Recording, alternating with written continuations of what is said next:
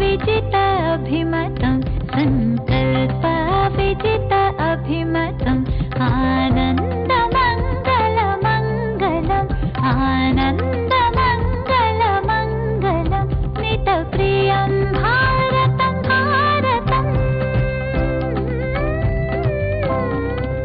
नितप्रियं भारतं भारतम्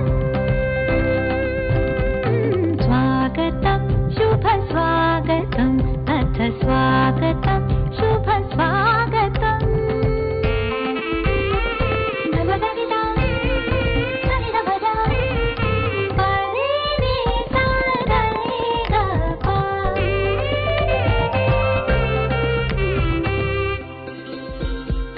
कुसुमितनय कामनाय सुरभितनय साधनाय कुसुमितनय कामनाय सुरभितनय साधनाय मैत्रीमति क्रीडांगन में प्रमुदित बंधु भावनाय मैत्रीमति क्रीडांगन में प्रमुदित बंधु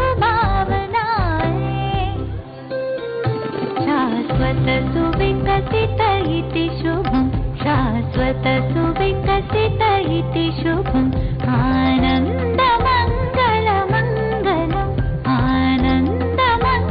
आनन्दमङ्गलमङ्गलं नितप्रियं भारतं भारतं भारतं भारतं नितप्रियं भारतं भारतं भारतं स्वागतं शुभ स्वागतम् अथ स्वागतं शुभ स्वागतम् आनन्दमङ्गलमङ्गलं नितप्रियं भारतं भारतं भारतं भारतं नितप्रियं भारतं भारतं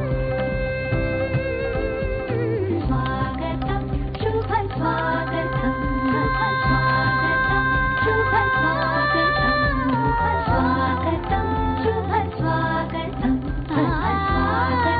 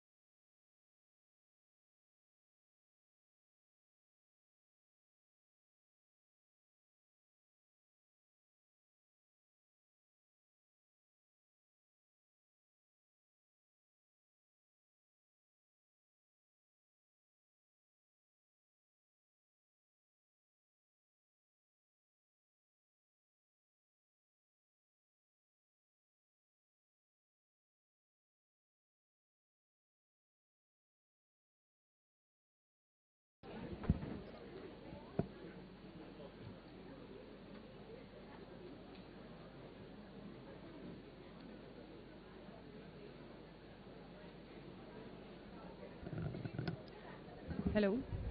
Hello? Hello? Before you are a leader, success is all about growing yourself. When you become a leader, success is all about growing others. By Jack Welch. Good afternoon, and I extend a warm welcome to you all for the 2 days international conference on leadership in disruptive times and global marketplace for career and skill development. Disruption is happening everywhere and in every aspect of our lives. It is happening at a scale and speed that is unprecedented in modern history and impacting diverse industries. Leaders are finding it challenging to navigate the near insurmountable challenges resulting from the impact of the disruptive events on their organizations. The right leadership is critical for organizations to thrive in the disruptive business environment. Organizations with strong leaders experience better overall organization performance along with positive impact on employee retention, performance, engagement, and morale. This makes quality leadership crucial for the success of an organization. Approximately 84% of organizations predict a significant gap in upcoming leadership, necessity for job seekers to demonstrate strong leadership skills, in addition to industry-specific skills. Leaders of today and tomorrow require a different set of skills than the leaders of yesterday. We are happy and privileged to collaborate with GELP, Global Emerging Leadership Programs, Canada, in conducting workshops and panel discussion that addresses these two major areas, the future of work and thinking globally and acting locally. We look forward to have you all for an intellectual, enriching conversation and discussion on understanding leadership, cross-cultural indigenous knowledge, and career skill development. Let us commence this program with an invocation dance, and I call upon Ms. Hima to elaborate the dance form and its significance.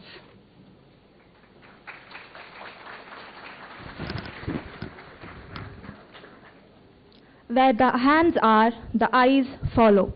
Where the eyes are, the mind follows. Where the mind goes, the expression follows. Where there is expression, the Navarasa is evoked. A very good afternoon to one and all present here. India is a country known for its rich culture and heritage. With this diversity comes diverse dance forms. Today, the students have an opportunity to showcase the dance form Bharatanatyam from Tamil Nadu and Kathak from Uttar Pradesh, which are two of the 29 states in India. Through Bharatanatyam, the dancers invoke and invite Goddess Lakshmi, the goddess of wealth, fortune, and abundance. Through Kathak, the dancers invoke the divine love of Sri Krishna and Radha and showcase the divinity, richness, and beauty of the eternal couple. Let's sit back and enjoy their performance.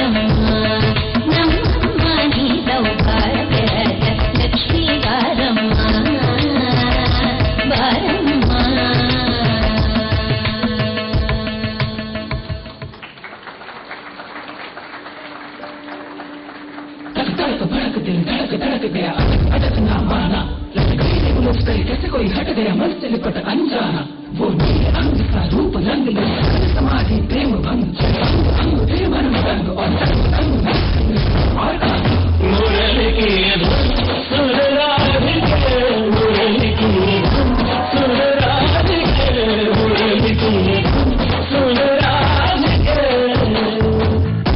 धुन सांस सांस में गुनगुन, धुन सांस सांस में गुनगुन, करगे प्रेम का गीत का मोह का शब्द, मुरली की धुन सुन राधिके, मुरली की धुन सुन राधिके, मुरली की धुन सुन राधिके।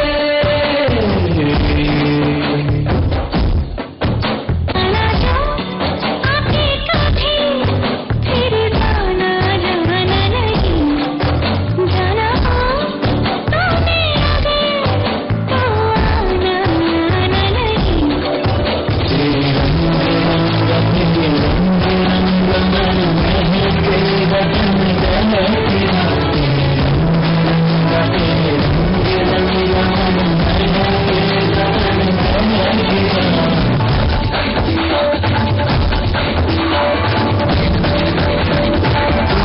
तुमको पाना तन मन तुम, तुमसे मन को जाना उलझन तुम, खुशियाँ जाना चुप के हरे मन तुम सुन, डोरी टूटे ना ना ना बांधना नहीं, जो संग तेरे देखे नहीं को सब रंग तेरे, दिल के नाम छूटे ना।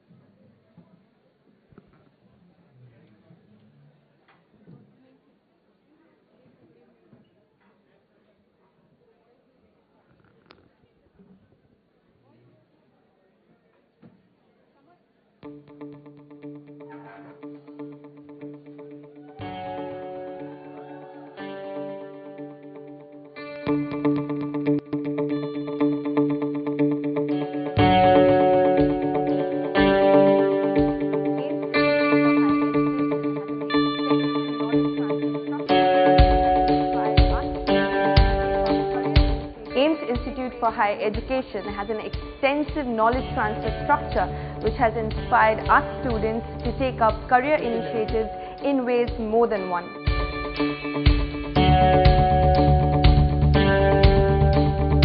The faculty here brings years of experience and knowledge on board, and the fact that they are so approachable, our learning goes beyond the classroom session as well.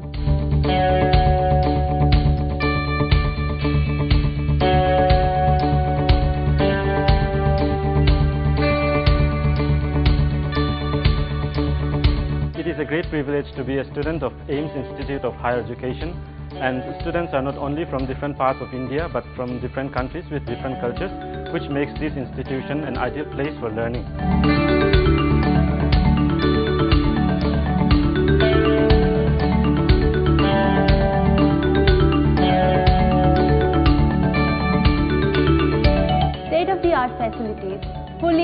libraries, good equipped labs, classrooms, playgrounds and cafeterias makes learning at AIIMS a wonderful experience.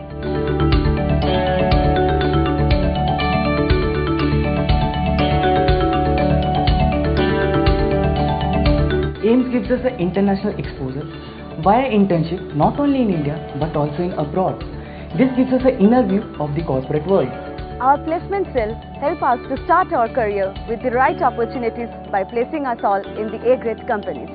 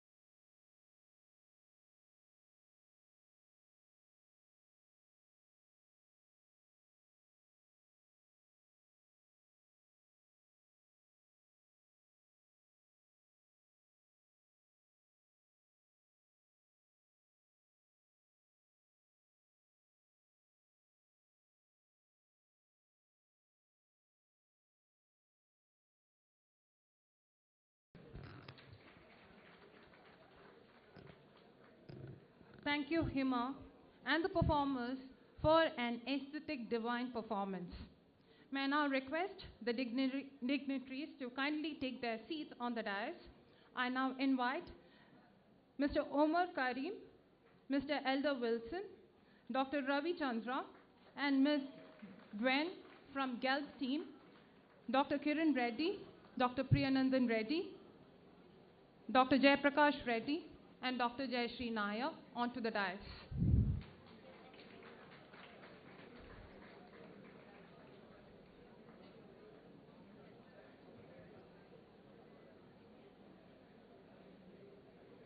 Sherry, come.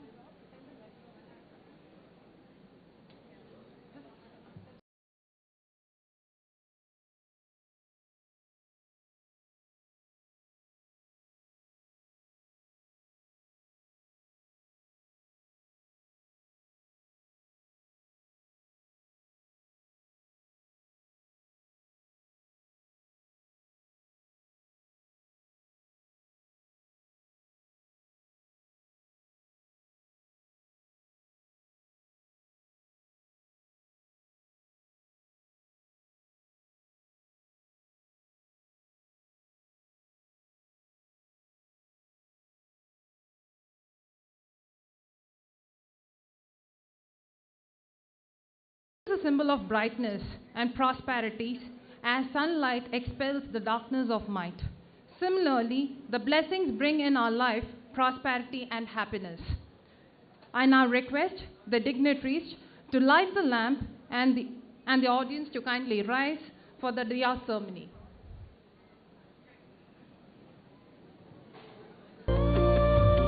शुभं कुरुत्वं कल्याणम् आरोग्यं धनसम्पदः शुभं कुरुत्वं कल्याणम् आरोग्यं धनसम्पदः शत्रुबुद्धिविनाशाय दीपज्योतिर्नमोऽस्तु ते दीपज्योतिर्नमोऽस्तु ते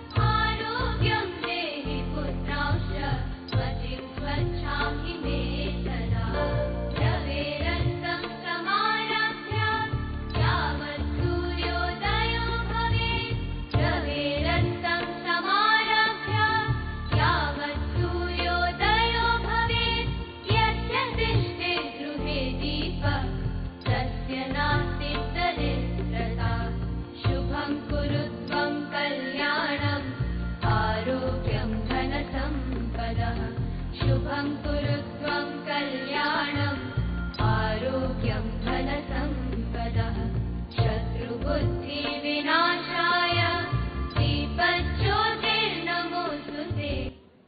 I now invite Dr. Kalpana, Program Director, MBA, to introduce our founder principal, Dr. Kiran Reddy.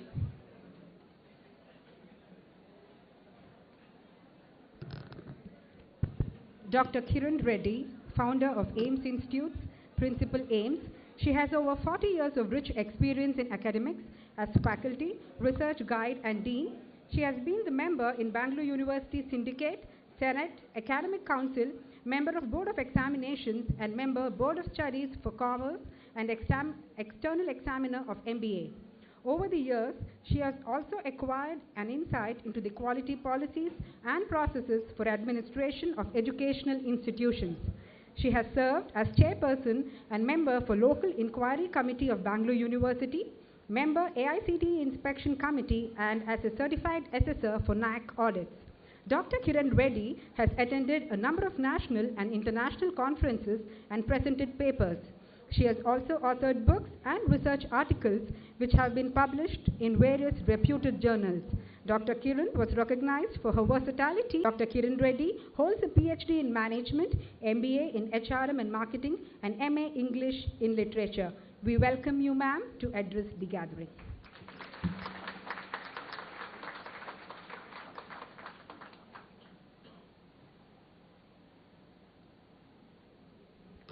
Thank you, Dr. Kalpana, for a wonderful introduction of mine. And namaskara to one and all.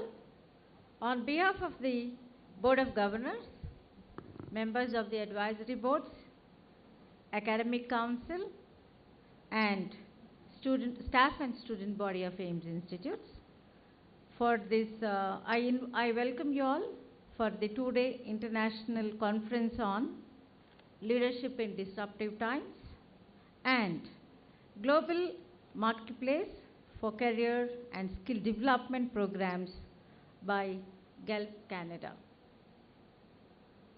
And this conference and this two-day training program is jointly held by AIMS Institutes and GELP Canada. I feel honored to extend a warm welcome to Mr. Omar Karim, founder and President GELP, Mr. Elder Wilson, member of the Wabamum Lake First Nation and Treaty 6 Territory, Ms. Gwen, PR and Government Relations Specialist, GELP, Dr. Ravichandra, Ashoka Fellow and co-founder of DYN Naturals India, and all the delegates of the dais from GELP, and the panel moderators, panelists, paper presenters, participants, and my students for this international conference and two-day training program and leadership skills, in addition to all the other relevant skills, have become a part and parcel of the programs at every level. AIMS Institutes set up 9 focus centers to extend the relevant skills and integrate the value-add programs with the curriculum. And leadership is one of the major skills which we feel is very, very important to be extended to the future leaders and to take up the challenges and to perform well in the industry, and even if they want to just start their own enterprises. Until and unless the leadership skills are developed, I don't think anything would be possible, and anyone will have the kind of happiness which a successful person would have.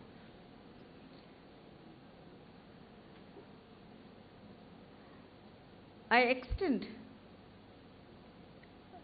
a gratitude to the GELP members for taking up this initiative of extending training in leadership to the students of AIMS, and wish all the trainers and the trainees an enjoyable and insightful experience and a great learning to all the trainees who have registered over the past 4 years for these leadership training programs and eagerly waiting to go through these training programs.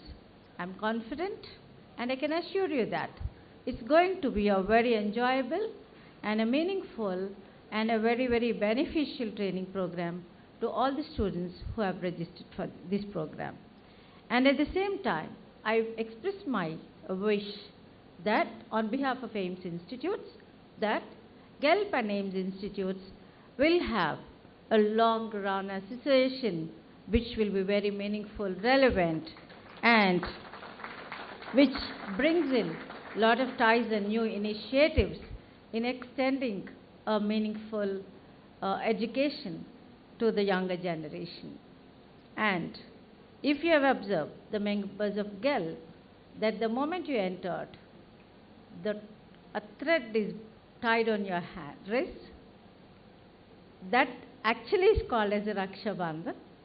And also to say that we want to start a very, very enjoyable and a happy relationship forever. I welcome you all again to AIMS Institute, and thank you one and all for your patience hearing. Thank you.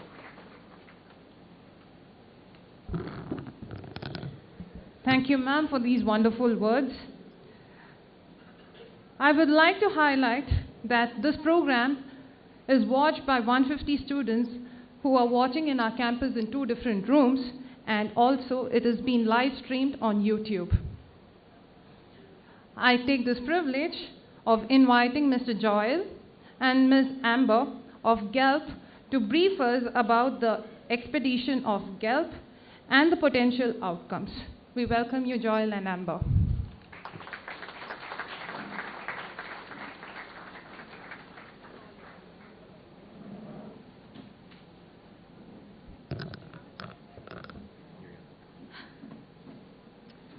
Wow.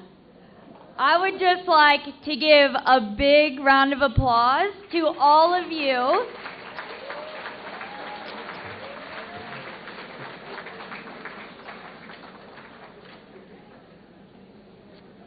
We are so thankful to be here, and we are so happy to welcome you to the Global Marketplace for Career and Skill Development, hosted by the Global Emerging Leadership Programs, GELP.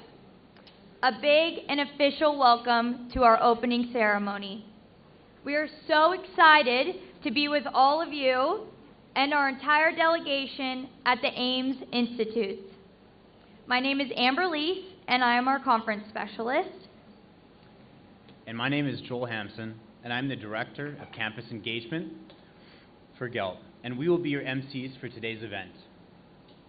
The Global Emerging Leadership Programs, GELP, is a social enterprise aimed at developing leadership programs for students and young professionals through skill development, education of broad opportunities, leadership conferences, mentorship, and guidance programs. Before we begin, we would like to thank our event partners, Kwantlen Polytechnic University, BCA India, Business Network, Air Canada, and the World Trade Center, Mumbai. To share more about the Global Emerging Leadership Programs, we would like to share and introduce to you our official welcome video.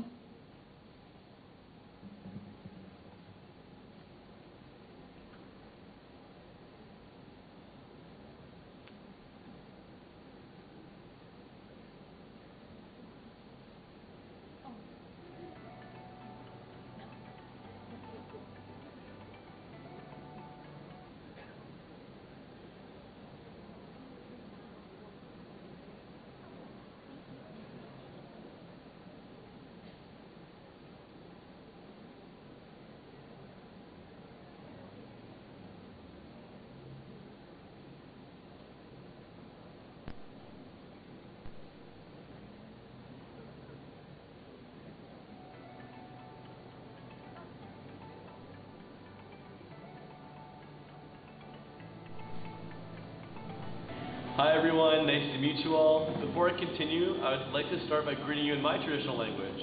by saying Kemcho, Jambo, and Ya Alimadat. My name is Omar Karim, and I'm the founder and president of the Global Emerging Leadership Programs.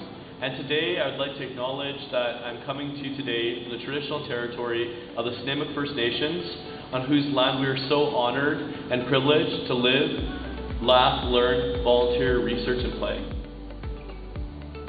At GELP, we aim to inspire young leaders and young professionals to unite together as a global community, to share knowledge, share perspectives, and share your history. Share where you've come from. Share your story. We recognize at GELP that each and every individual, whether you're a student, you're an academic professional, a social entrepreneur, a corporate professional, each and every one of you has something valuable to share. And so at GELP, what our aim is to do here is to bridge that learning, that sharing of knowledge, as we see that this is an important piece to our theory of change in creating this global community. So when we talk about the Global Emerging Leadership Programs, there are so many faces behind this good work that's being done, not only across Canada, but across the world. And so today I'd like to meet some of those individuals and some of the amazing people that are making this dream into reality. Hi, my name is Joel Hampson. Namaste. Hello, I'm Dr. Srividya Mon. My name is Curtis Johnstone. Hi, my name is Megan Wolf. Kemcho, my name is Hardik Chadwani. Hello, my name is Leno Mahoney. Namaste. My name is Vicky Pandey. Namaskaram, my name is Ashita Khan. Namaskar, my name is Mohit Paire. Hi, my name is Dustin. I'm Shobna Joy Madhavan. Kasakai. Hello, my name is Aditya D'Souza. Hello everyone, Kayla Kessler. I just wanted to say thank you so much for all your time and attention today. My name is Esther Kelma.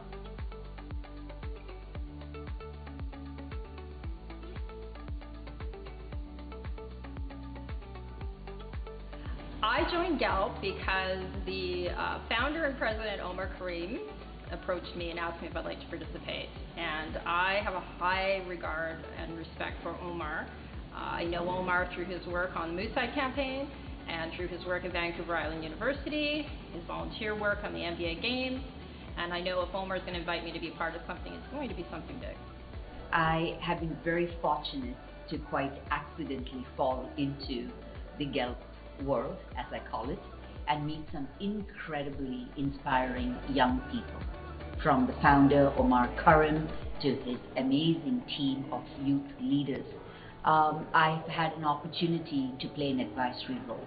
But what is most meaningful for me is to unlearn a lot of things I've learned over the years, to learn from young people, to see the world through their eyes, and together to work towards a better society where we have relevant skills, we have a deep respect for indigenous reconciliation, and we have a commitment to make this world better than what we saw it when we started our journey.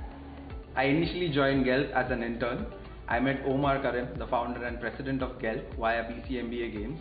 It's one of the many initiatives that he's a part of. He's also a part of Moodside campaign. He's also a part of co-curricular learning and engagement. But I met him through BC MBA Games. I really had a good interaction with him regarding GELP. He pitched GELP as a social organization that does skill and leadership development conferences and helps international students inculcate transferable skills and help them in their employment journey. GELP's technology goals actually align quite well with what I'm passionate about. So being able to create digital spaces for co-curricular learning and learning where you have your academic learning, but you also your outside the classroom learning, creating more innovative ways of accomplishing that.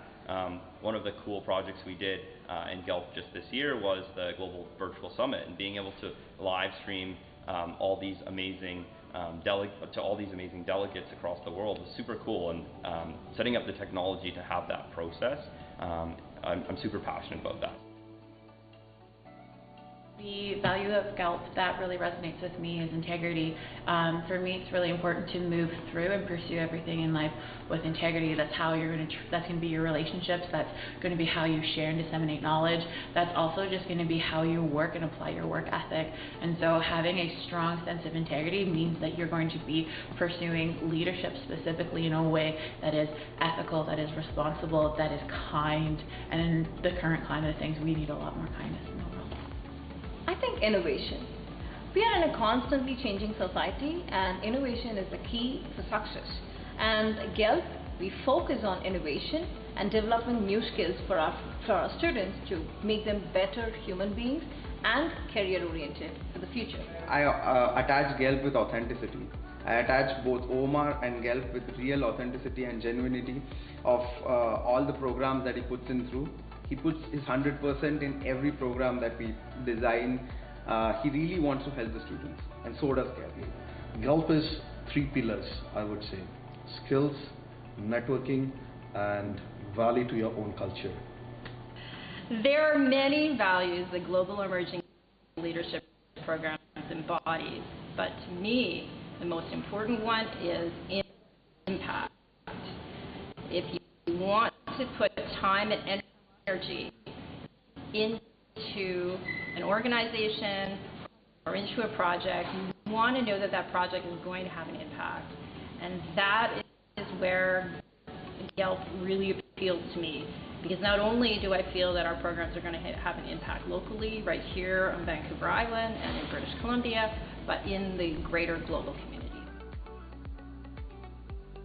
Developing the future global citizens is the key thing that GELP as an institution contributes to the community.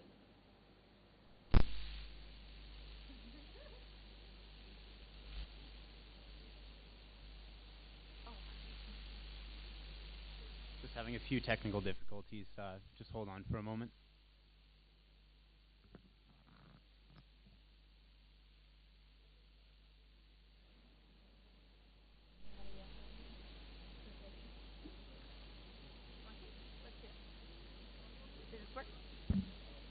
Okay, while we're waiting here for just a moment,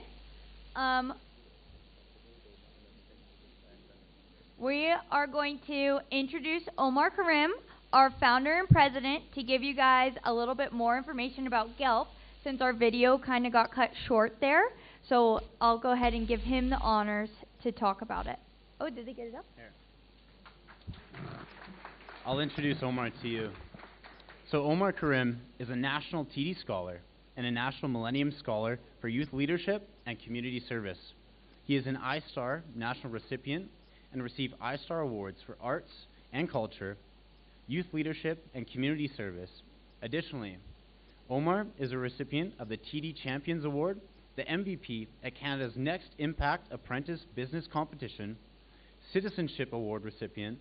He is the National Director and National Education Lead in Canada for post-secondary engagement and initiatives, universities and colleges for the Moosehead Campaign Development Society, where he works with over 121 Canadian university partnerships across Canada and manages the Office of Co-Curricular Engagement and Learning at Vancouver Island University.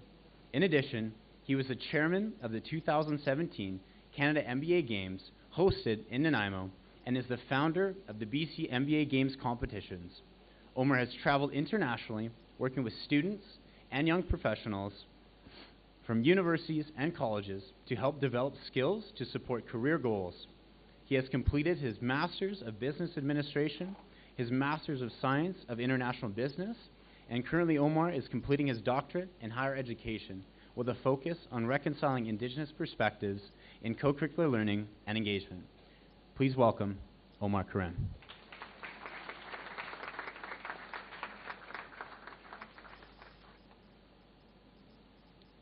Well, thanks, Joel, and thank you everyone so much. Sometimes there's technical difficulties and we just work through it. So let's just give a round of applause for our tech team for all their support and their good work. So let's give a round of applause. So before I begin, I'd just like to greet you in my traditional language. Before I start, namaskaram.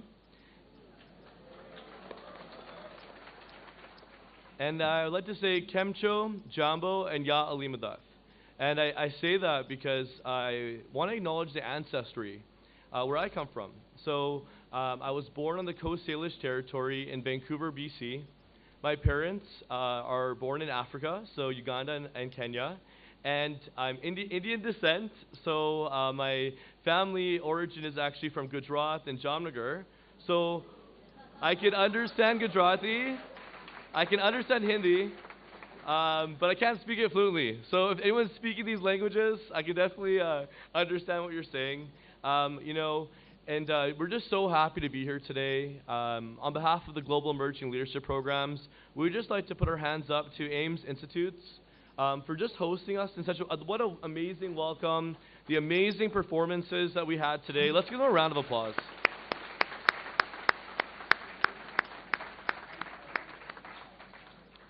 So, you know, we traveled quite far to be here, and I just want to acknowledge our delegates here. So the delegates can just raise their hands, who came all across the world to be here with you today.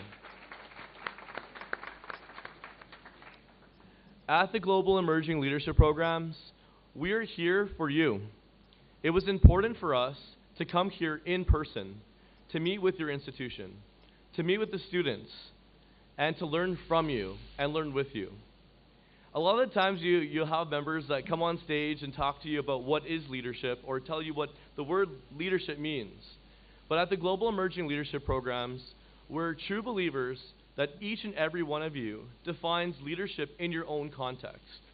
You yourself define leadership based on your cultural values, how you've grown up, where you've come from, and your surrounding areas. And so we're not here to tell you what leadership is. We're here to work with you to build what that means for you, how to self-identify your style of leaders or leadership in activating this work in your community. And so we actually started in 2020, March of 2020. Myself and Joel Hampson, we were in India. We went to Chennai, Bangalore, and Cochin, and we got the last flight back from India to Canada during COVID. And I'll tell you, the world changed. And, you know, I just want to take a moment to acknowledge all the students and faculty and staff or any member of business or organizations and acknowledge that was a tough time. It was a transitional time for many of us. Many of the institutions and students were coming on Zoom or Teams and having your classes. We had a lack of social interaction. And, you know, people were a little bit lost, right, in finding what is their next career path, what is their next step. So here at GELP emerged, and what we do is we focus on bridging the gap between relevant skills and new careers. Over COVID and over the pandemic, we've seen an emergence of new careers and new skills that are needed to support and adapt to those new careers. And so you see, you know, major industries, fintech industries. You see the tech industry has really taken over from AI and virtual reality, and it's kind of crazy. We were in Canada, and we were working with one of our post-secondary partners in Canada, where they developed virtual reality to speak to other members in the metaverse. So imagine you're in India, you put on this virtual reality headset, and now we can talk to you from Canada. But preferably, I'd rather do that in person. So, you know, it's very important for us to be here today. We're so thankful to AIMS Institutes, all the faculty and staff that made this possible. And, you know, as we start this global marketplace, we're going to 9 cities. We wanted to make sure that we did come to AIMS Institutes. And, you know, when we're partnering with institutions, it's important that we have shared values. And today, I can tell you, our delegation, we came from a flight. We came directly here today. We're leaving tomorrow night. But I think you made us feel so welcome and so warm. And I just want to raise my hands to the institutional leadership for doing that. Thank you so much.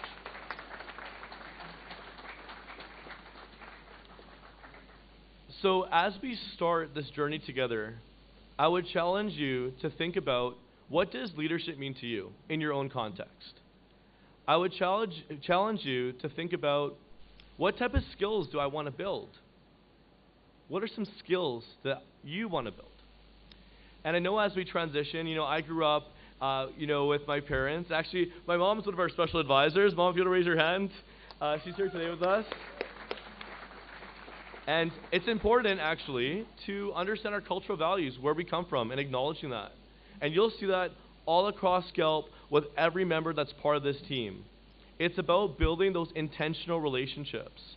And when you come here today and you're thinking about the skill development space, what skills do I need to build to enter my next career? I'm not sure. I grew up thinking about the careers of being an accountant, a doctor, a lawyer, an engineer. And my path is a little bit different right now. And your path, you can choose your path. You have the ability to choose your own next steps. And I hope throughout this conference, the next 2 days, with AIMS Institutes and the Global Emerging Leadership Programs, we can find what that means for us together. So again, on behalf of GELP, thank you so much for being here today. Appreciate each and every one of you. And to commemorate our opening ceremony, we have a gift for AIMS Institute. So I'd like to call upon Dustin King and Shobna Jaimadavin and Charlene Barehead to present a plaque to the following members.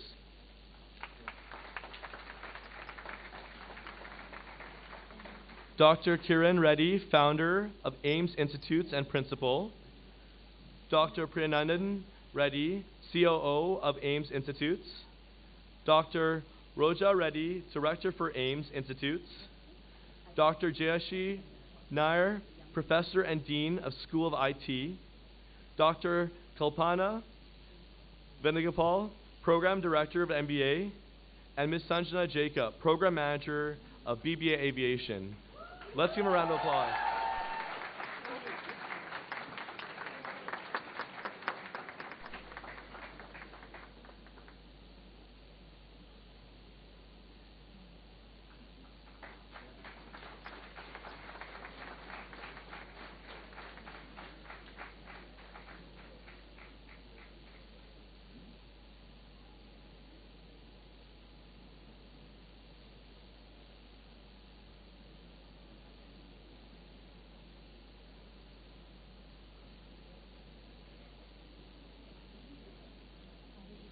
Okay, so now it's the time you've been waiting for. We're going to get started with the marketplace.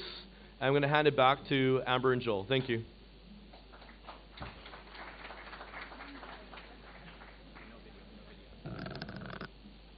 Thank you, Omar, for your leadership and support. And thank you to AIMS Institutes for your leadership.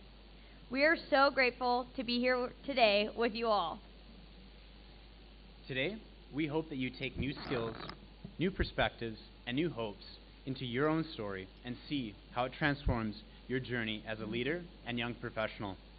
And as you continue to build your story, we encourage you to embrace your lived experiences and learn how to share your experiences with those around you. We now would like to invite Elder Wilson Barehead. Wilson Barehead is Nakota, a member of the Wabumun Lake First Nation in Territory 6 Treaty 6 territory. Wilson has served as chief in his own community, Grand Chief of the Confederacy of Treaty 6, as well as the Assembly of First Nations Alberta Regional Chief. Wilson was the first elder in residence for Edmonton Public Libraries before moving to serve as the elder for Elk Island Public Schools for 4 years, and still provides cultural teachings and supports to many schools and organizations and individuals across Alberta. Wilson is the recent recipient of the Canadian Teachers Federation Indigenous Elder Award and is the co-author of the children's book series See Ha Tuskin Knows. Wilson's grandmother, Annie, was a powerful, positive influence in his young life, teaching him all of the lessons that gave him the strength, knowledge, and skills to overcome difficult times and embrace the gifts of life. Please welcome Elder Wilson.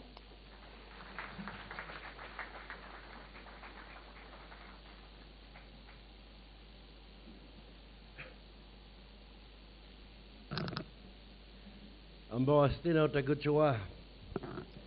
Nagahamis osna piwaginino. Nin tate heni hibwan. Timani Hebon Jau Naga Michadi Daha Ishnishit Gebit. I just want to say that I come from the Tatanga Oyate in Canada, the Buffalo people. Long time ago, before the colonizers came to our land, we were called the Buffalo people because we roamed all across Canada and United States. Today they call us many names. At first they called us Indians. So we're Indians, me and you. But that was the mistake that Christopher Columbus made.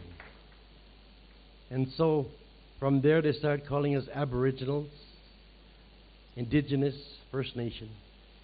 But one day we hope to take back that name, the Tanga Oyate, the Buffalo people. I just thought I'd mention that to you. I understand that it's very important that we communicate. Today, you showed us the meaning of kindness, the meaning of respect, the meaning and understanding of love. I thank you for that. Michadien yumagipit. When I saw that, I could feel it in my heart. We also understand that it takes a vision, but that vision needs to be supported by strong leaders. And your institution here has a number of them that are here in this room. So I applaud those leaders as well. Now, in First Nations in Canada, or the Tatanga Oyate people, the way they view the world in terms of education, we're always told by the old people, the old ones, the constitutions that we have came by a way of natural law, which we follow today. Canada, when they became a country, they took the laws of constitution from the Mohawk people. From there, they took many things. So today I want to talk about you as young people. I imagine you were shared many stories when you were growing up just as a child, like I was. I just want to share a bit. When I came to this world, my grandmother looked at me. I didn't know who she was at the time, until I learned how to walk and until I learned how to talk. She said, "I'm your grandmother." I said, "Oh," but she talked to me in Nakota. Mi thousand abo aste imaget. He said, "Grandson, it's so good to see you today." And this is what she said.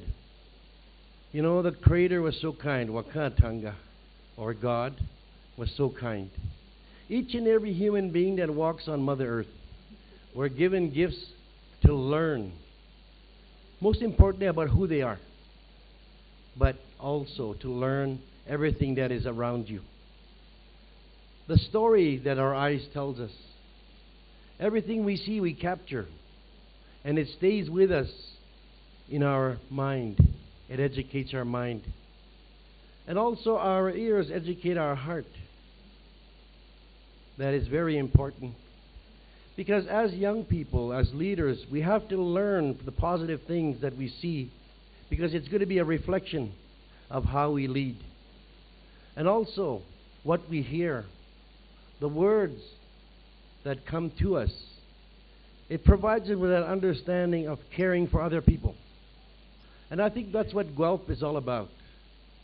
So that we can bridge the gap between many countries, many worldviews. Because the time has come that we stop thinking about moving forward, but understanding why we're moving forward. Because we have so many concerns in relation to some of the gifts that were given to us, no matter where we live. We all understand that the animals are very important to us. Since the beginning of time, the animals were the ones that gave up their life so we can have life. They gave up their bodies so we could eat.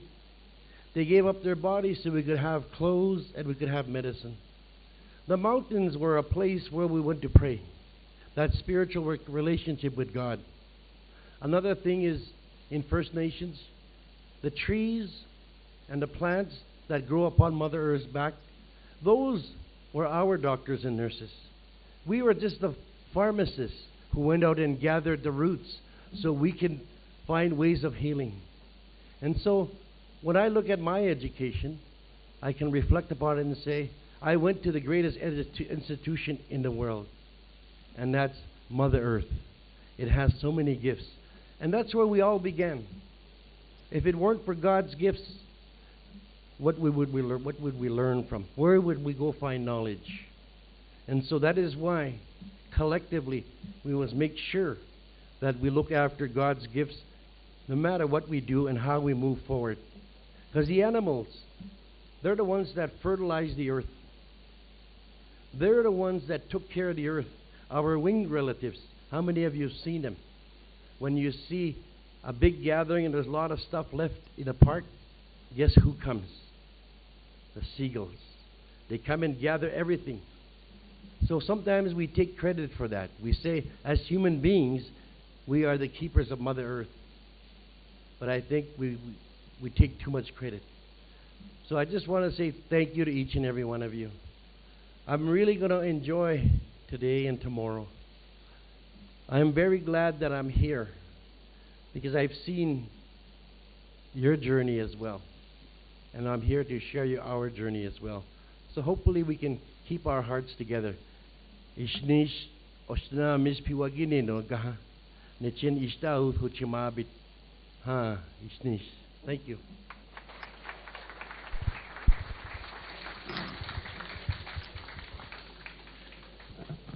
Thank you, Elder Wilson, for your wisdom and your knowledge and your leadership.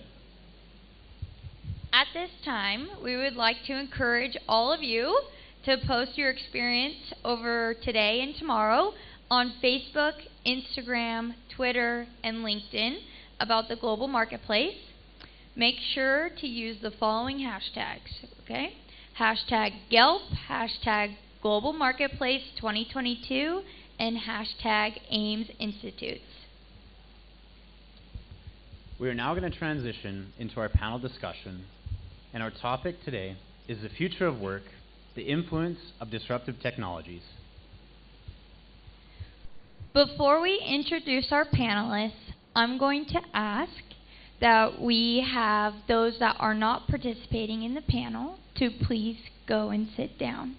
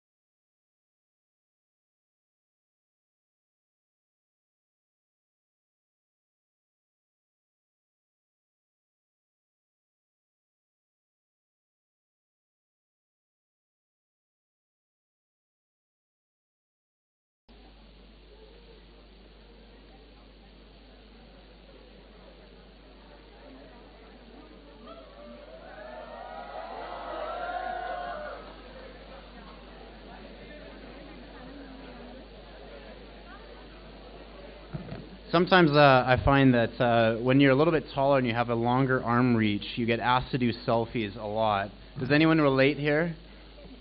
There's one in the back. 2, okay. Good to go. Oh, we got 3. These arms come in handy in more ways than one.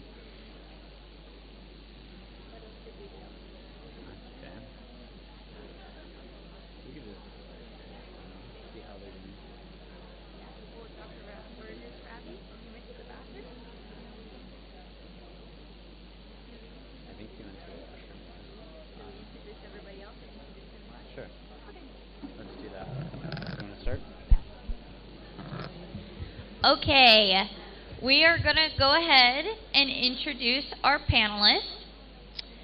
Our first panelist, I would like to welcome to the stage Luke Nixon Jansen, who is a social entrepreneur and director, or past director, of Managing and Business Development of Magnet of Toronto. Welcome, Luke. Now, our second panelist, we'd like to welcome Curtis Johnstone, Technology Specialist for GELP and co-founder of Trendly Real Estate Marketing and Analytics.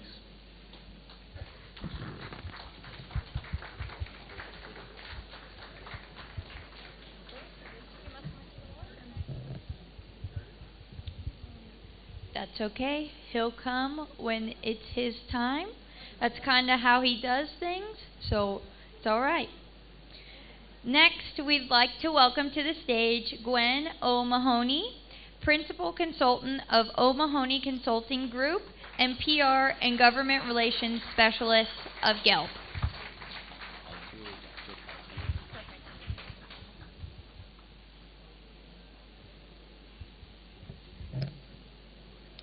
Next, I'd like to invite Dr. Kalpana, Professor and Program Director of the MBA program for Ames Institutes.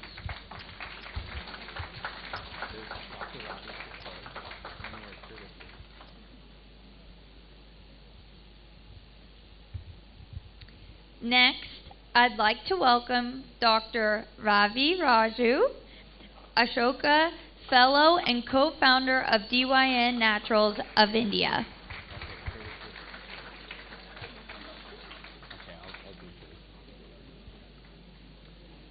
And now we would like to invite Curtis Johnstone to the stage.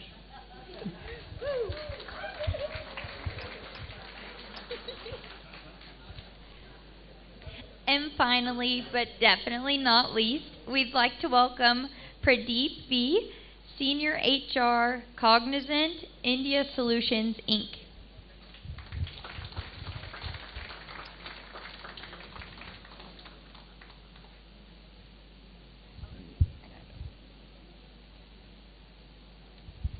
Each panelist will present 2 minutes of opening remarks and about our topic today. And then this will be followed by Shobna, who will be moderating the session and ensuring we are on track. So now we would like to invite our moderator, Shobna Jayamadavan, Associate Vice President, Simon Fraser University, and President of the BC India Business Network. Shobna, over to you.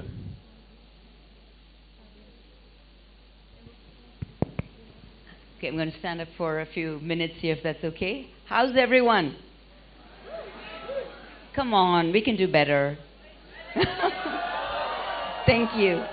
So I know my GELP team will forgive me for going off script for like a minute or so, but I want to start off by saying Namaskaram, Vanakkam, Namaste, Sat Sri Akal, Bonjour. I'm just so thrilled to be here. Like all of you, I grew up in India. I've been a child in India from the age of 5 to 22. Studied in Tamil Nadu, in Kerala, did my master's in social work in Tata Institute in Mumbai. And everything that I know that shaped my life and me as a person is rooted in India. And a day doesn't go by where I don't thank my lucky stars that my ancestry and my roots are in this incredible country. So I wanted to take the mic for a minute because I'm not someone who cries easily. My two sons who are 25 and 22, your generation will tell you, they hardly ever see mom cry. But today I have to say, when I walked in here, right from the moment you put kumkum on my forehead, tied a rakhi on my hand, I watched the Bharatanatyam and the beautiful dances, and every step of the way, the warmth, the hospitality, the generosity, the authenticity overwhelmed me, and it took a tremendous amount of self-control not to start crying like a child. So, from the bottom of my heart to every single one of you who are involved in this amazing event, and to Mr. Naveen Vardarajan, who actually connected Omar and me and others from the GELP team to your wonderful institution, and all those people who behind the scenes did so many things to make this day so special. I just want you to know that the 20+ member GELP delegation will never ever forget their visit to AIMS, not because all of you are immensely wonderful human beings, but for the tremendous respect and love you have shown us. So from the bottom of my heart, thank you so much. All right. Before, so as you will notice, all the GELP team members and the founder, Omar, who's kind of technically the GELP boss, they're all like half my age. So they have tremendous power. They could actually fire me from this moderator role if I don't sit down and get started. So, all right. So let's keep this really informal. You know, I want all of you, to just sit back, relax, enjoy the cool Bangalore weather. How amazing, we even had monsoons. I know it's not monsoons, but monsoon kind of rains welcoming us into this beautiful city. I just want you to relax. Now, how many guys here are wearing a tie? Good, because I was just going to say, okay, I think I saw one hand. You might want to just loosen your tie a bit, sit back, relax, and just enjoy this conversation. What is going to unfold in front of you is basically what I like to call a fireside chat. Just imagine you're sitting in your home with people you care about, or with friends in your cafeteria, and just having a conversation about things that matter, things that you're curious about, and things you completely disagree with, and you'd like to have a good debate. These people that you see are amazing human beings who have accomplished a lot in their own right, and I just want all of them to have a chance to connect with you directly. And so I'm just going to say, I'll try my best not to be bossy, but one of the main things a moderator has to do, and Luke, you will not laugh when I make those comments. So one of the important things is making sure that we don't go over time, so that we respect your time and we have a break in about 15 minutes. So I'm going to request our distinguished speakers here, who come from amazingly diverse backgrounds, to take about a minute or two to quickly share with all of us anything they want to talk about. It could be on the topic, or it could be anything else that they want to talk about. So why don't we get started with one of our amazing emerging leaders. Curtis, over to you. Test, test. Hello, hello. It's always hard to follow Shobna. She's such a great speaker, so hopefully I can do a little bit here. My name's Curtis. I'm the technology officer at GELP. And before I start, I just wanted to say thank you so much for your warm welcome. This is my first day actually in Bangalore. I have a lot of friends that are from here, so it's super exciting to be in your home city, and it felt like home the way you welcomed us, so thank you so much. So a bit about me. My background is actually in real estate analytics, so I spent 6 or 7 years dealing with big data in North America. In North America, we have something called the MLS, which is the multiple listing service, and whenever a property is listed on the market, it gets placed in a big database, and I like databases, so I figured that'd be a good outlet for me to explore my passion. And then fast forward a little more, I started getting more involved in the post-secondary kind of sector with Omar Karim, who you've met already, and it kind of led to GELP and the technology side of data and future of how that can grow really resonates well as I evolved from real estate analytics to now in education. So I'll talk a bit more throughout the panel of how they relate quite more than you think. But yeah, thank you so much, and I'll pass it off to Shobna. Thank you so much, Curtis. That's amazing, and you're going to really enjoy the conversation that we have and some of Curtis's perspectives. Over to you, Ravi. Ravi and I actually, we go back a long ways. We were in the same classroom from 1989 to 1991. We were both MSW students at Tata Institute. So what an honor to have him on the dais. Over to you, Ravi. Thank you, Shobana. And so this is what happens when the moderator becomes proactive. And I would request wherever Omar is, Omar, I would like you to give me an opportunity in the next panel. Let me be the moderator, and please put Shobana on the panel. She doesn't get any limit in terms of time, whereas we all panelists get, it's like... I always knew he held a grudge against me. Oh, thank you, Shobana, for those wonderful words.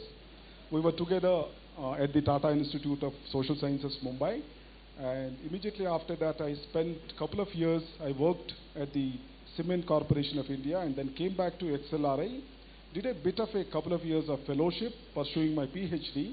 I moved on and finally finished my PhD in organizational psychology, and over these last 30 years to put it across to you in terms of little summary, I spent my initial 10 years in the social sector, contributing, learning, unlearning and relearning around issues of disability, poverty, entrepreneurship, livelihoods and stuff like that. Next 10 years went into huge chunk of my time going into at the government level. I was recruited at the lateral entry position that which was part of the World Bank supported project in Andhra Pradesh. Possibly one of the biggest microfinance programs in the world, I would say. In terms of the number of members, they were little over 1 crore. You can imagine the size of the organization. And in that last 10 years, I spent my time working at the corporates. So it's a beautiful combination of with the society, with the state, and finally in the corporate sector. And finally, I'm working on my own today, contributing to very specifically in the startup ecosystem. And today I would like to, if Shobana permits me, or you would like me to suspend my... Thank you. So I'm going to respond to the question Shobana would raise. Yeah. Thank you, Shobana. Thank you so much, Ravi. And over to you, Luke. Good afternoon. Thank you. I think I echo everyone's sentiments, the warm welcome. I might have had some wet eyes coming through, so I felt the warmth and the generosity, and it was very moving. I want to give a little shout out to all the tourism students here. Where are the tourism hospitality students? Anywhere? All right. So I'm a hotelier by trade. I spent 20 years in the business in the discipline of sales, marketing, and revenue management and strategy. And I was disrupted during COVID-19, like many hoteliers around the world, where we saw our industry basically melt down. But I think from that experience, it built a resiliency in myself as a leader from within to recognize all the great skills that I had acquired, both while studying at school and when working in industry. And I think what gets me excited about this particular topic, the future of work, and the disruptive sort of elements that exist in it, some of them we can, have influence, and some of them we can't. But I think what is exciting about this idea around, technology is it's disrupting things because we're solving problems. We're taking moments to reflect on how it is we can do things better, create productivity, to enable ourselves to service our guests, our owners, or the needs of our business, or even our community and our fellow sort of associates within our organizations or the community in which we serve. So I think disruption is inevitable. It's all around us. It's happening all the time, and it's our ability to embrace it and take it as an opportunity to really understand why it's disrupting things and how it is we can actually make it a positive and enable us to evolve and adapt to the next set of disruption that might come along. So, Perfect. thank you. Thank you so much, Luke. I'm actually going to jump over to my left here. Kalpana, welcome to the panel, and so amazing to meet you in person. And if you could please give us some opening remarks. Good evening to one and all present here, and indeed pleasure to sit along with the wonderful delegates, all learned scholars, and thank you so much for giving me this opportunity to be part of this panel. And to talk about me, I think most of them here, the students, know me. Though the UG students, I belong to the PG program. I head the MBA program here. I'm the program director. Now, to talk about me, I would say I've grown with the institute. I'm a proud alumna of AIMS Institute. Passed out of the institute in the year 2001. Joined as a lecturer, senior lecturer, assistant professor, associate professor, and currently the professor and program director of the MBA program, which I'm really, really, really proud about. So I feel being here, I was once upon a time on the other side, sitting there as a student, and today sitting here on the other side makes me feel really happy. And with the GELP team, I would say, you all have been wonderful. You all actually appreciated us for the kind of hospitality, but I would say you people are really kind, and the kind of, you all were really expressive about the hospitality that we provided, so thank you so much from the bottom of our heart. We all at AIMS Institute are extremely happy to host you all for the next 2 days, and this should continue. Thank you so much. And to talk about the topic, future of work and leadership in disruptive times, me being an HR, so I'm into HR. I did my MBA in HR. I did my PhD from Aligarh Muslim University, again in HR. So I breathe HR, walk HR, eat HR, sleep HR. So whatever I speak would definitely be from an HR perspective. And if you look at disruption, and if you look at the kind of future of work when it comes to organizations, now we've been hearing about the great resignations, the great layoffs, and it's all because of the disruption that is happening. The technology is advancing at a rapid pace, and if HRs and the organization do not look at how to attract the right talent, how to retain the right talent, and how do they adapt to the changing technology, 100% sure we will not be able to survive. So I would be definitely speaking about the topic that is skilling, reskilling, identifying the right talent, ensuring people are at the right places, and the disruptive technology. We speak about AI, we speak about VR, we speak about augmented reality, metaverse, which we just spoke about, robotics, artificial intelligence, data analytics. So all this, with all this, we have to learn, we need to adapt these skills, else as employees, we will not be able to sustain ourselves in organizations. So HR also has to ensure that they create a kind of an employee experience, because it's not easy for organizations to adapt to this change. So HRs have to put in a lot of efforts to ensure that they identify the right talent, ensure that remote working becomes easier, because what we see today is the future is remote work. Until COVID creeped in, none of us actually thought about this hybrid work environment. But today, how do HRs really manage people emotions? Most of the employees now are not seen. We don't see them face to face. They're on the other side, and we have few physically on our organizations. So how do you ensure that their performance management is done well? How do you ensure, and now there is rise of gig economy. We see that employees today, at least what I have understood is, if I'm not taking more time, what I have understood, because as a teacher, we are all academicians. We are prone, we get the mic, we go on and on. So Shobna ma'am, with all due respect, you have 30 seconds. Yeah, 30 seconds more. So let me stop at that. So what I would like to talk about is the future of work is remote work. The future of work is technology. It's people, workplaces, and technology. All three are interrelated, intertwined, interconnected, and dependent on each other. So we have to work hard and ensure that we have the right setup in our organizations. Thank you so much, and over to them. Thank you so much, Kalpana. I hope nothing I do or say on stage is coming across as arrogant or disrespectful. You know, I'm just an easygoing person, and I have 2 young sons. They're always pulling my leg. They're always messing up with my mind. So it's just a gene I've inherited from my children. So bear with me. Thank you so much, Kalpana. You've raised some really good points, and I'm definitely going to dig deeper as we go. Last but not the least, Pradeep. Thank you everyone. Firstly, thanks to the AIMS Institute for giving me this opportunity, and of course to my good friend Nitin Prabhakar. I'm sure most of you all must have, he comes here as a guest lecturer, so that's how I got introduced to this wonderful environment. So thank you, and good luck to all the students. I'm Pradeep. I've been in the HR, like Kalpana ma'am said. I live HR, I breathe HR, and I'm in this role by virtue of my passion for the HR fraternity.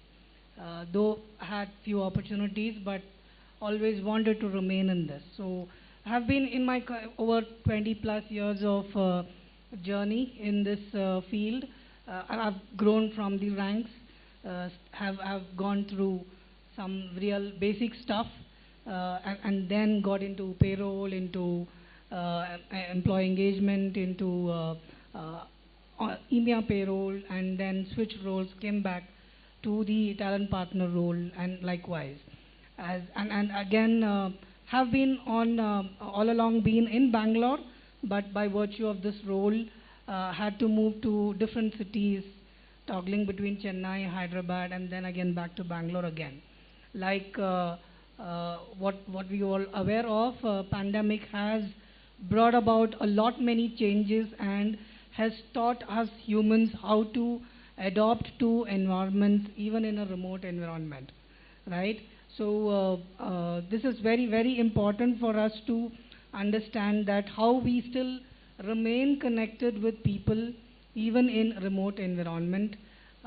Though it is, from the other side, people may wonder how easy it is, but keeping people engaged, employees engaged, or having them entertained even during remote environments is not an easy task.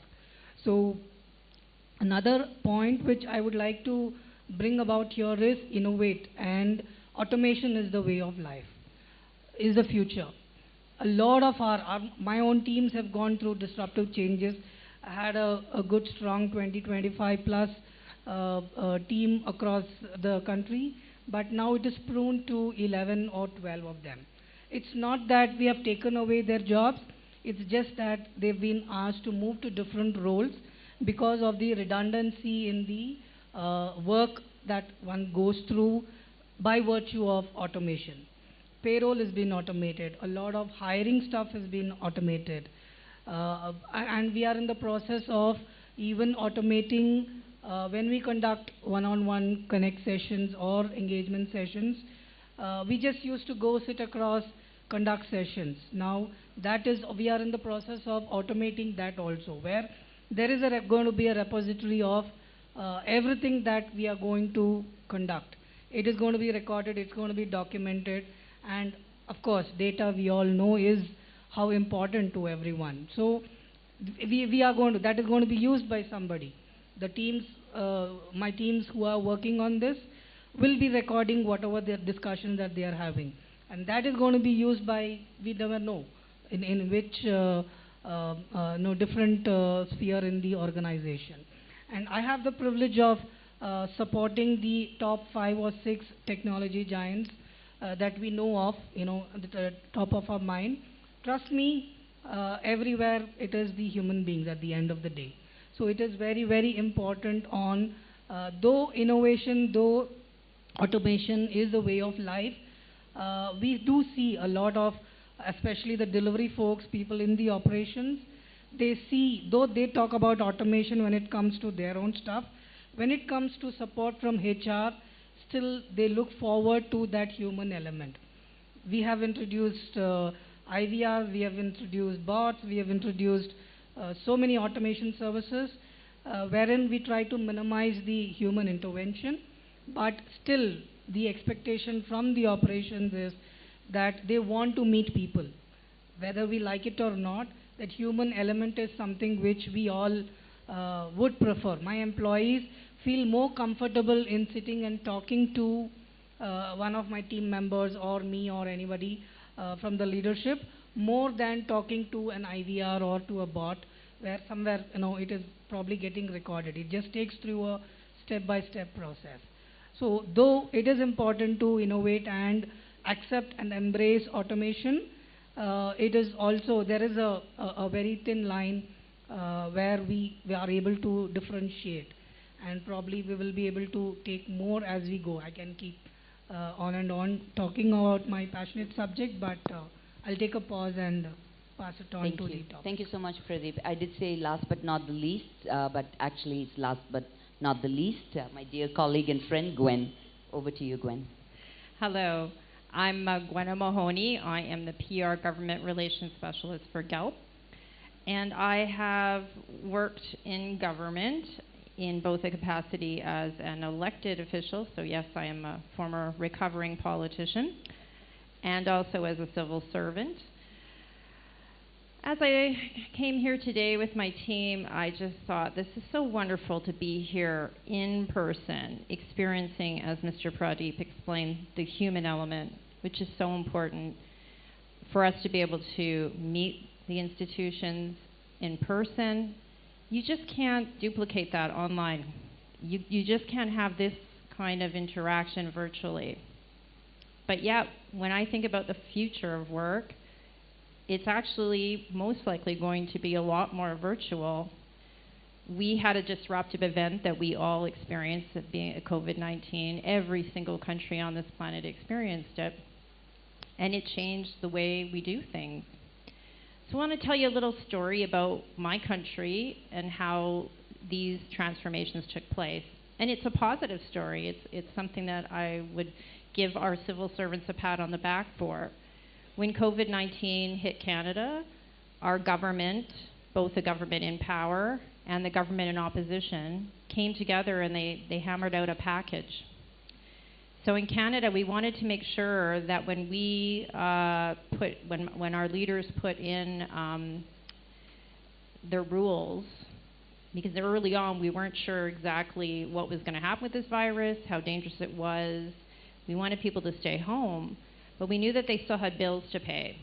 So a package was put together to enable people to be able to, pay their rent, get food, and just hunker down and get by.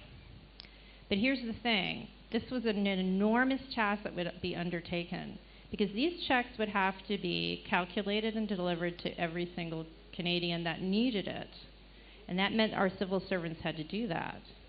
Now, our civil servants from the federal and provincial levels worked in offices or really cramped.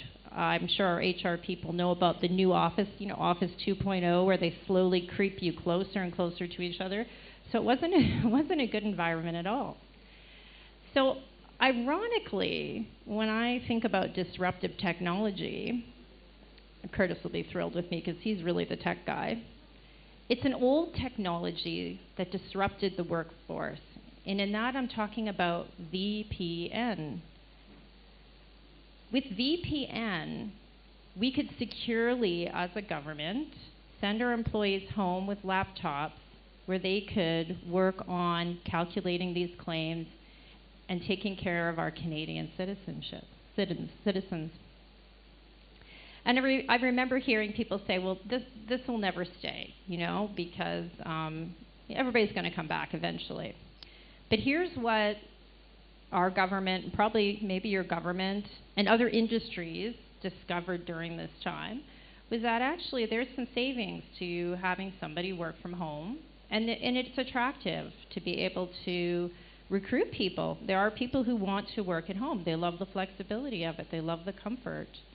And guess what? If you work from home, you don't have to worry about expanding an infrastructure to house employees.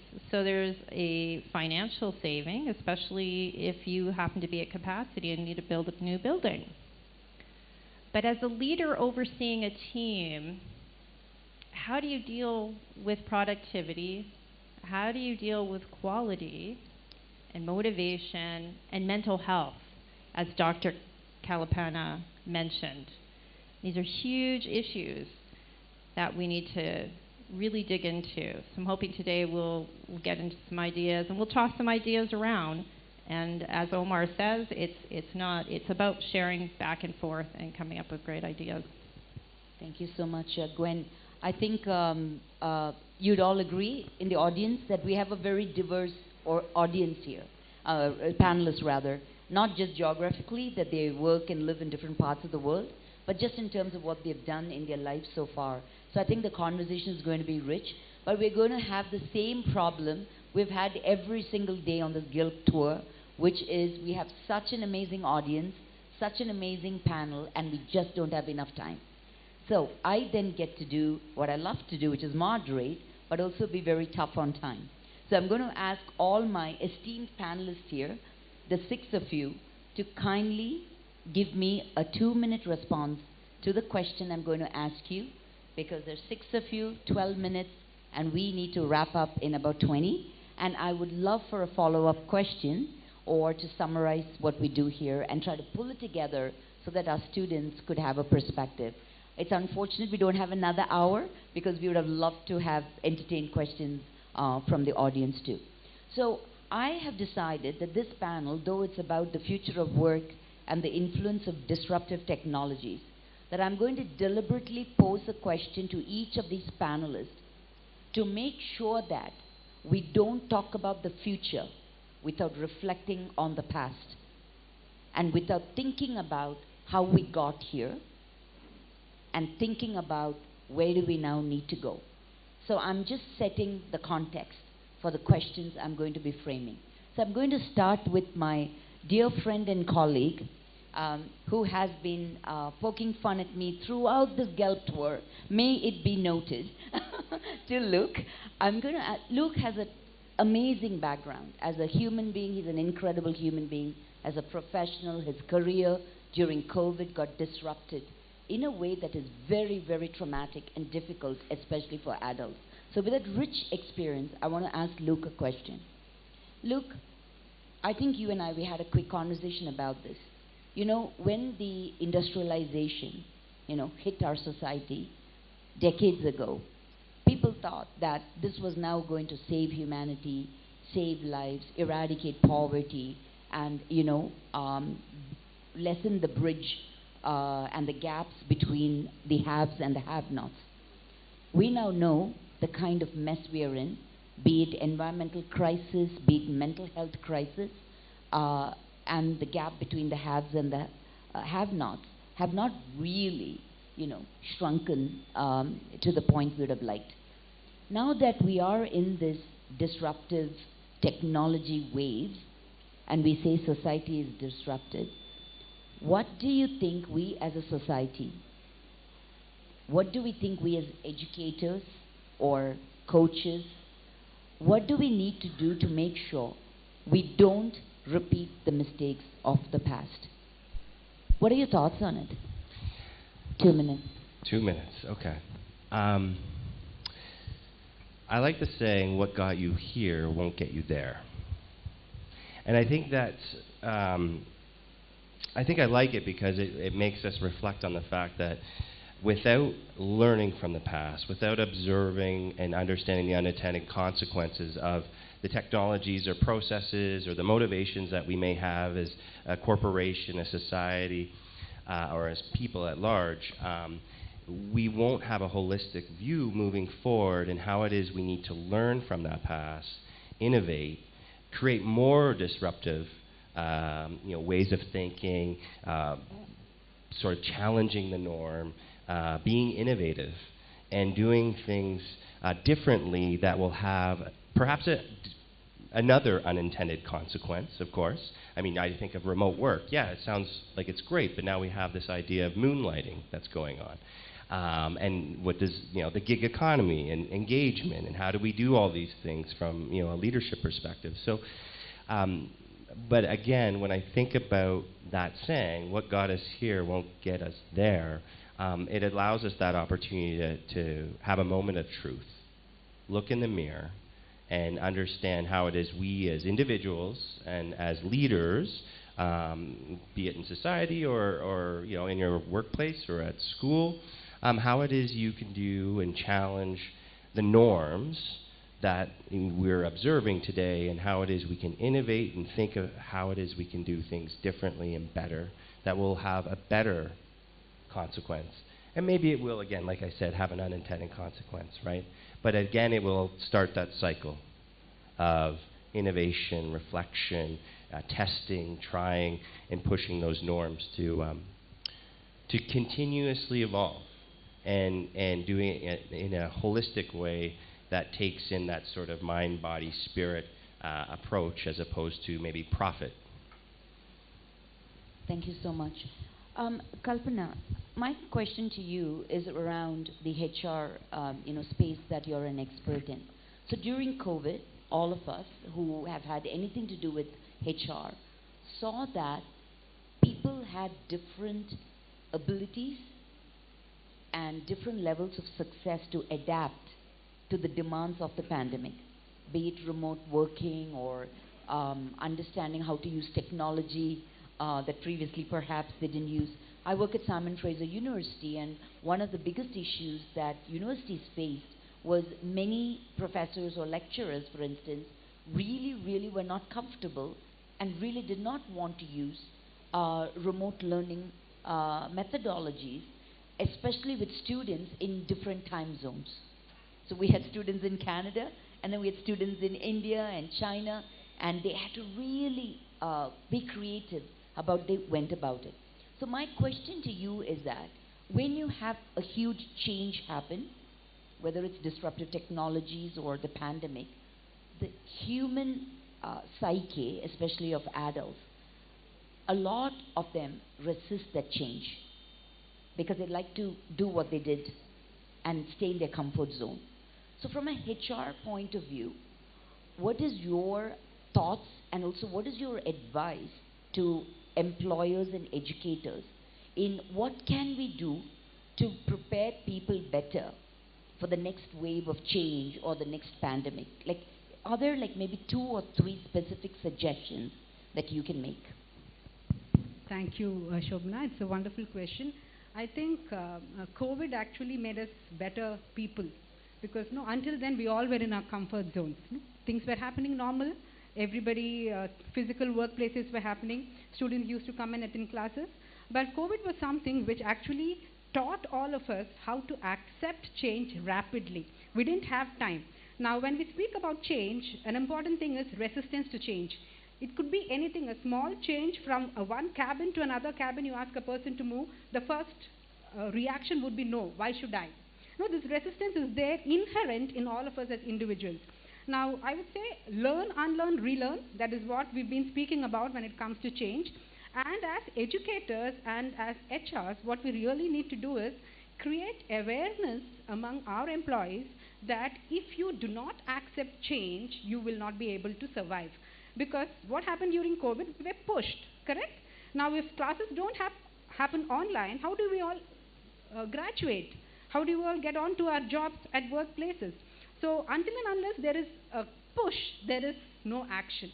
So as HRs, what we need to do is we could make it more simpler for them to adapt to the change.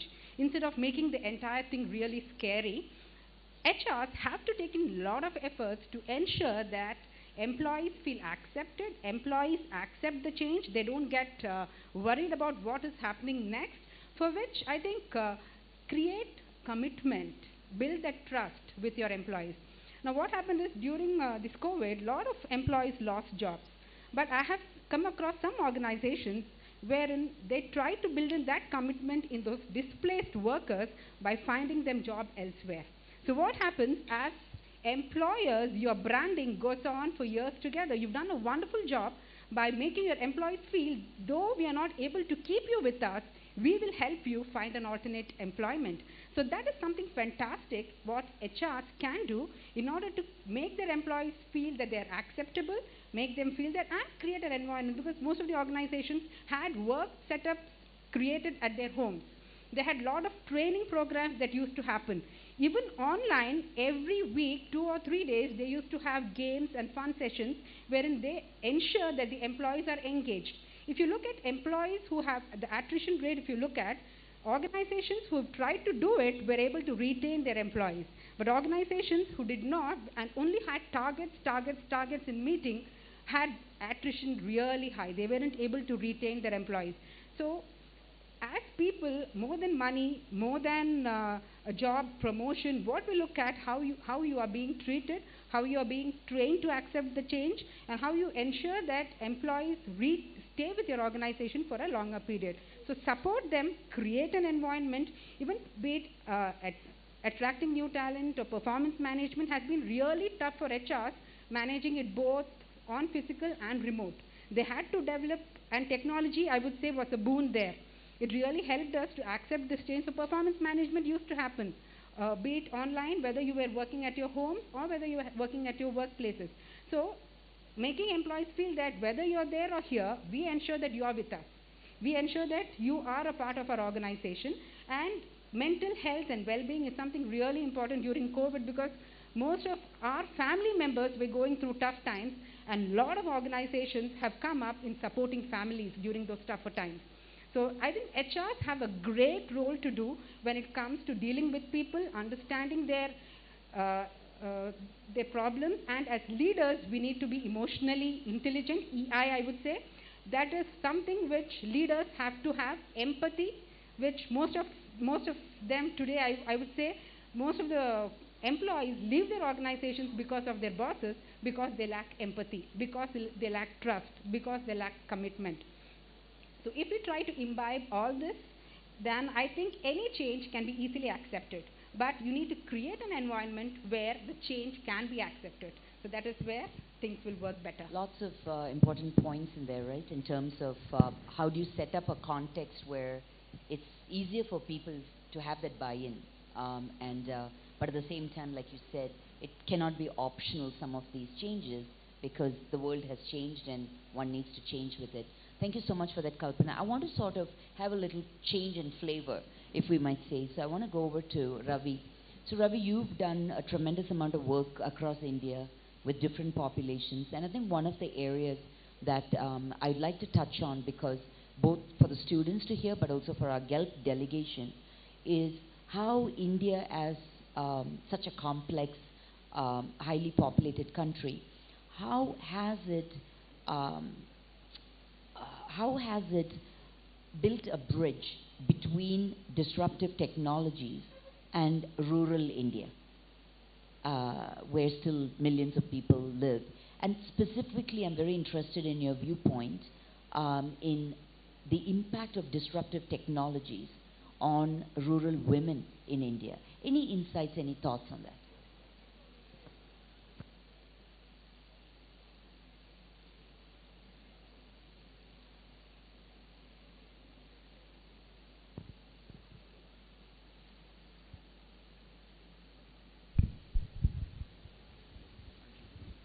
Yeah, thank you, Luke. Yeah, thank you, Shobana.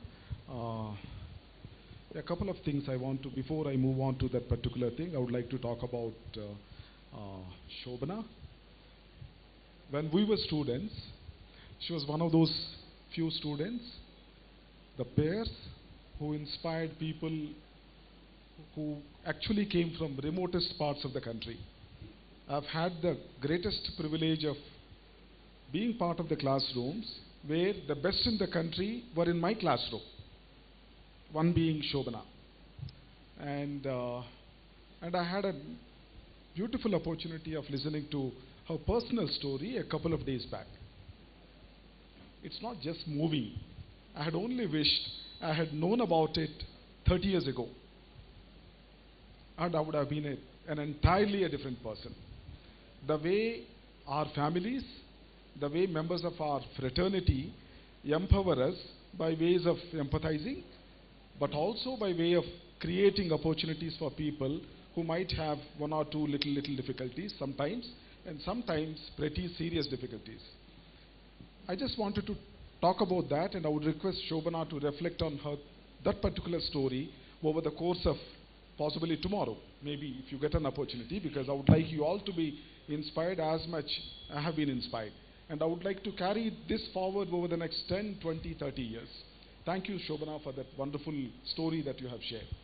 Coming to, please go ahead, do that. She deserves a very, very, very big hand. Yeah. Thank you.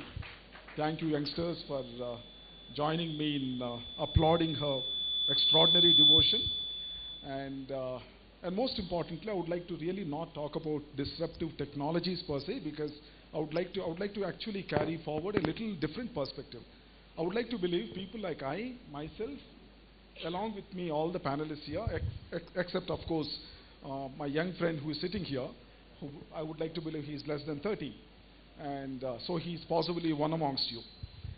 You are all pretty clearly oriented to all the disruptive technologies, at least 5 or 10 times than the way we all would have otherwise got into. In the sense, if I were to look at my phone, look at the number of applications in my phone, whether it is WhatsApp to LinkedIn, and compare my phone with that of one of you, any one of you, I would like to believe the number of apps in your phone would be at least 10 times more than the number of apps in my phone. So it would be foolish on my part even to reflect on preparing yourselves towards disruptive technologies and all that story, because I would like to believe you are all already there.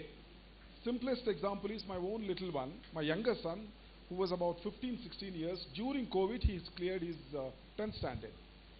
And I did not know that he was using his, I had only allowed him to use the desktop, using a Canadian platform called EduCode, educode.org. He's got about 8 licenses within those 80 or 90 days time. And if someone who was only 16 years had accomplished so much, I would like to believe you all are much more farther in that context. Therefore, I would not like to touch upon disruptive technologies. However, I would like to definitely talk about the way the management has determined. Instead of that, I can see leadership in disruptive times. And I would like to talk about my own little story, and with full regard to Shobana. I would only take two minutes, Shobana. Allow me to consume my fullest time. And I have had the pleasure of working with people with disabilities, people who are the other gender, women who were single, extremely poor people, whom in quotes we call them as poorest, people who were in the hinterland as well as tribal lands, which were essentially in the central part of India. About 6 states in this country continues to have majority of tribal population. In other words, we could, for the benefit of Mr. Wilson, we could use the word indigenous communities. About 6 states have dominant tribal communities and indigenous communities in this country. And one particular disruptive technology we have used is, very interestingly, Shobana, is not technological. It was much more human. We have used an element of people coming together to share concerns, to share sufferings, to share beautiful thoughts about themselves and their possibilities and their achievements. We created a small, very, very ordinary mechanism of self-help groups, which was innovated about 50, 60 years ago by some of our best NGOs in this country. And we did not stop there. We took those 10 or 12 women, we said in the same village system, bring all the SHGs together into a small council of SHGs. We called it as village council. In other words, in the state of Andhra Pradesh, we called it as village organization. And we did not stop there. We have used 2 elements in addition to that. Number one, we have asked all the individual members to contribute to their own groups. In addition to that, about 20% of those, thank you David, 20% of those contributions to the village council. And we did not stop there. We further built another tier at the level of a block. And that block, you would be surprised, consisted of little over 18,000 to 25,000 women. And without saying, all the members of each of these women members. And we did not stop there. These women contributed close to 3 to 5 crores. The range used to be about 3 to 5 crores. Imagine the amount of millions and millions of rupees together in the state of Andhra Pradesh and subsequently in states like Karnataka, Tamil Nadu and others. We did not stop there. We went further. We built another mechanism called Jilla Samakya.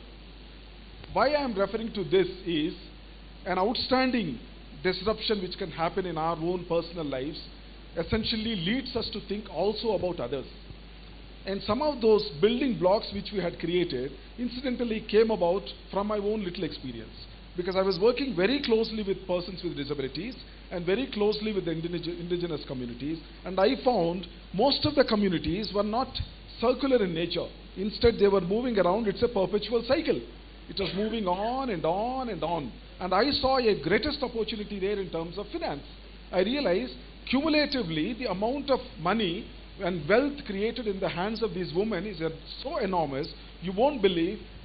In the hands of the women of Andhra Pradesh at one particular point of time, it was about 18,000 crores. And I'm talking about 13 years ago, my friends.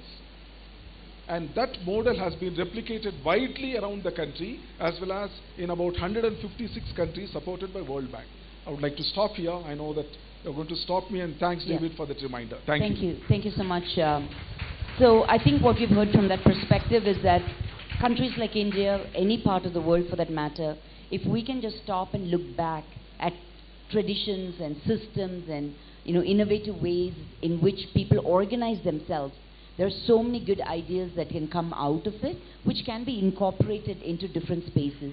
I would like to jump to Curtis.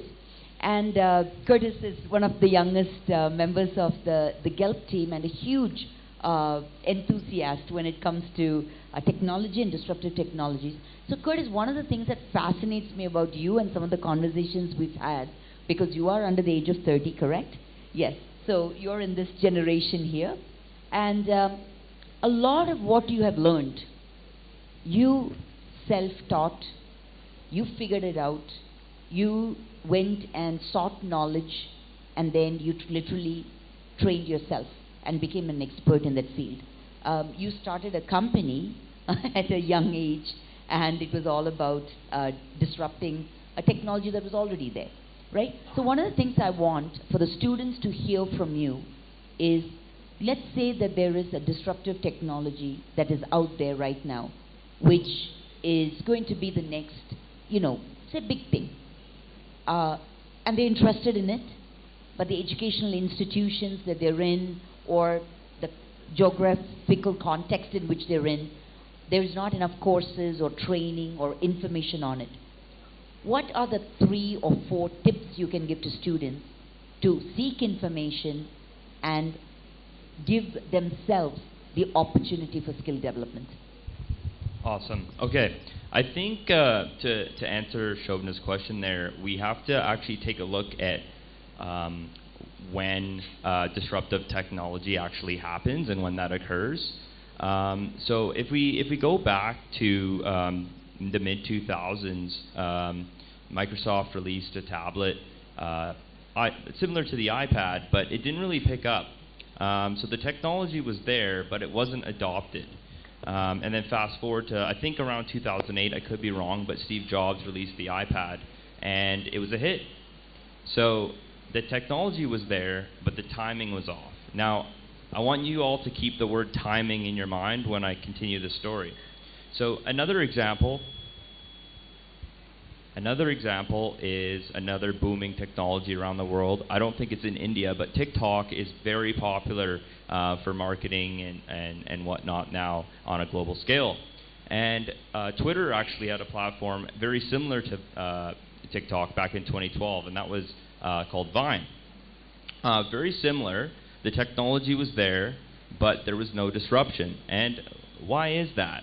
And I think we have to look at why timing is so important in the field of technology. And I want to correlate that to GELP and why GELP is important. So GELP is designed for career and skill development. And now there's going to be disruption as a result of technology. And what we can do with GELP is we can identify student leaders or graduated leaders such as yourself and careers that are upcoming and trending, and we can actually map student leaders to upcoming careers when disruption occurs, especially when it's related to technology.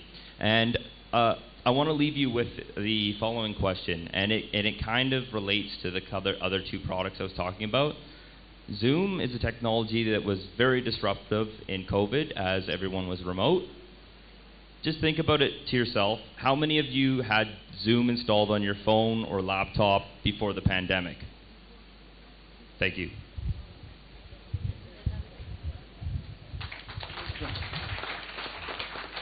Now we know why he said pay attention to the one word, timing, right?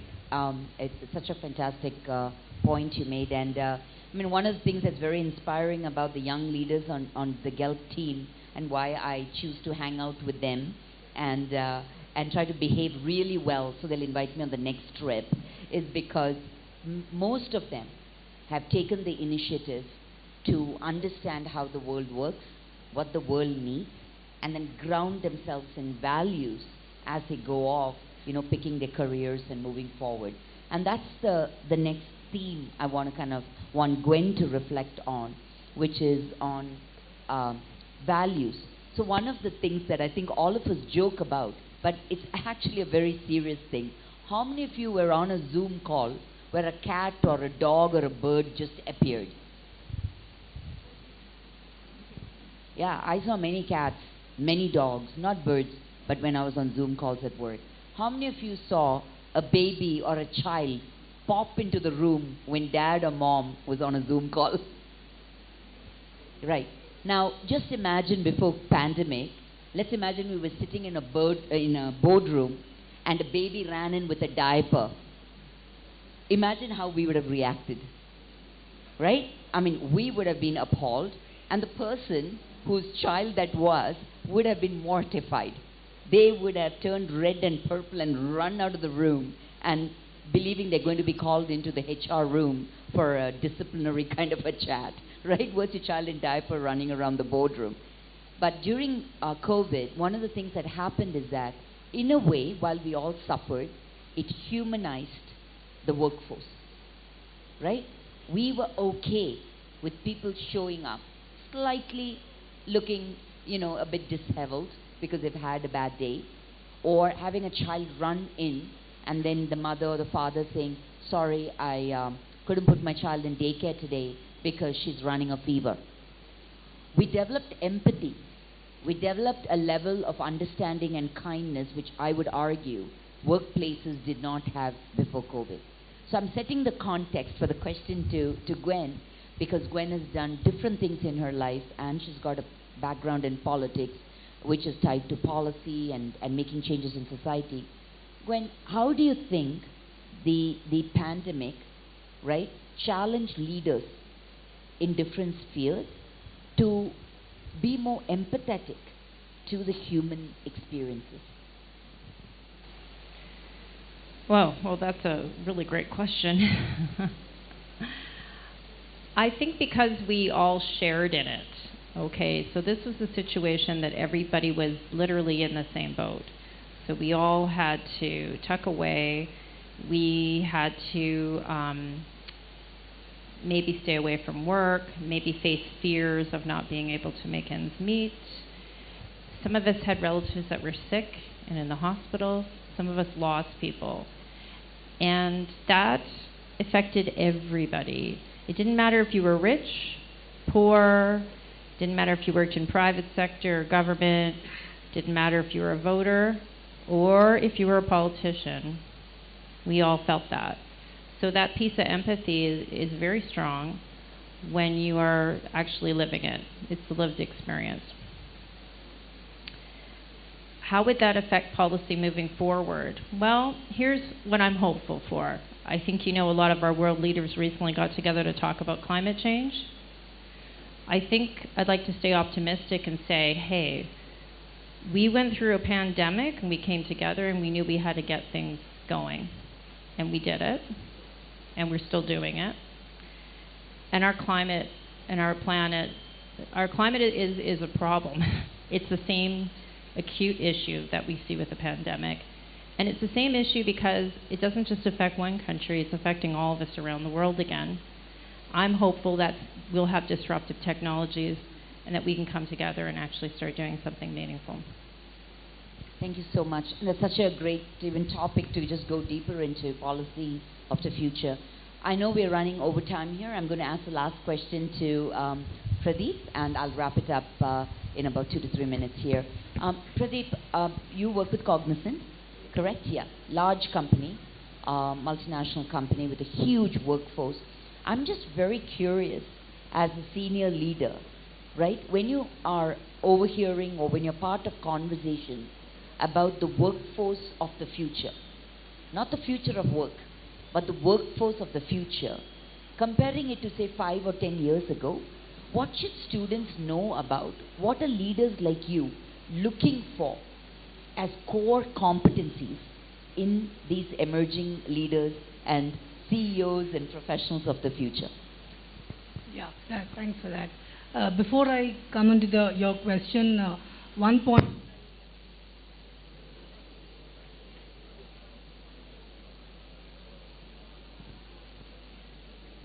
Sorry, thank you.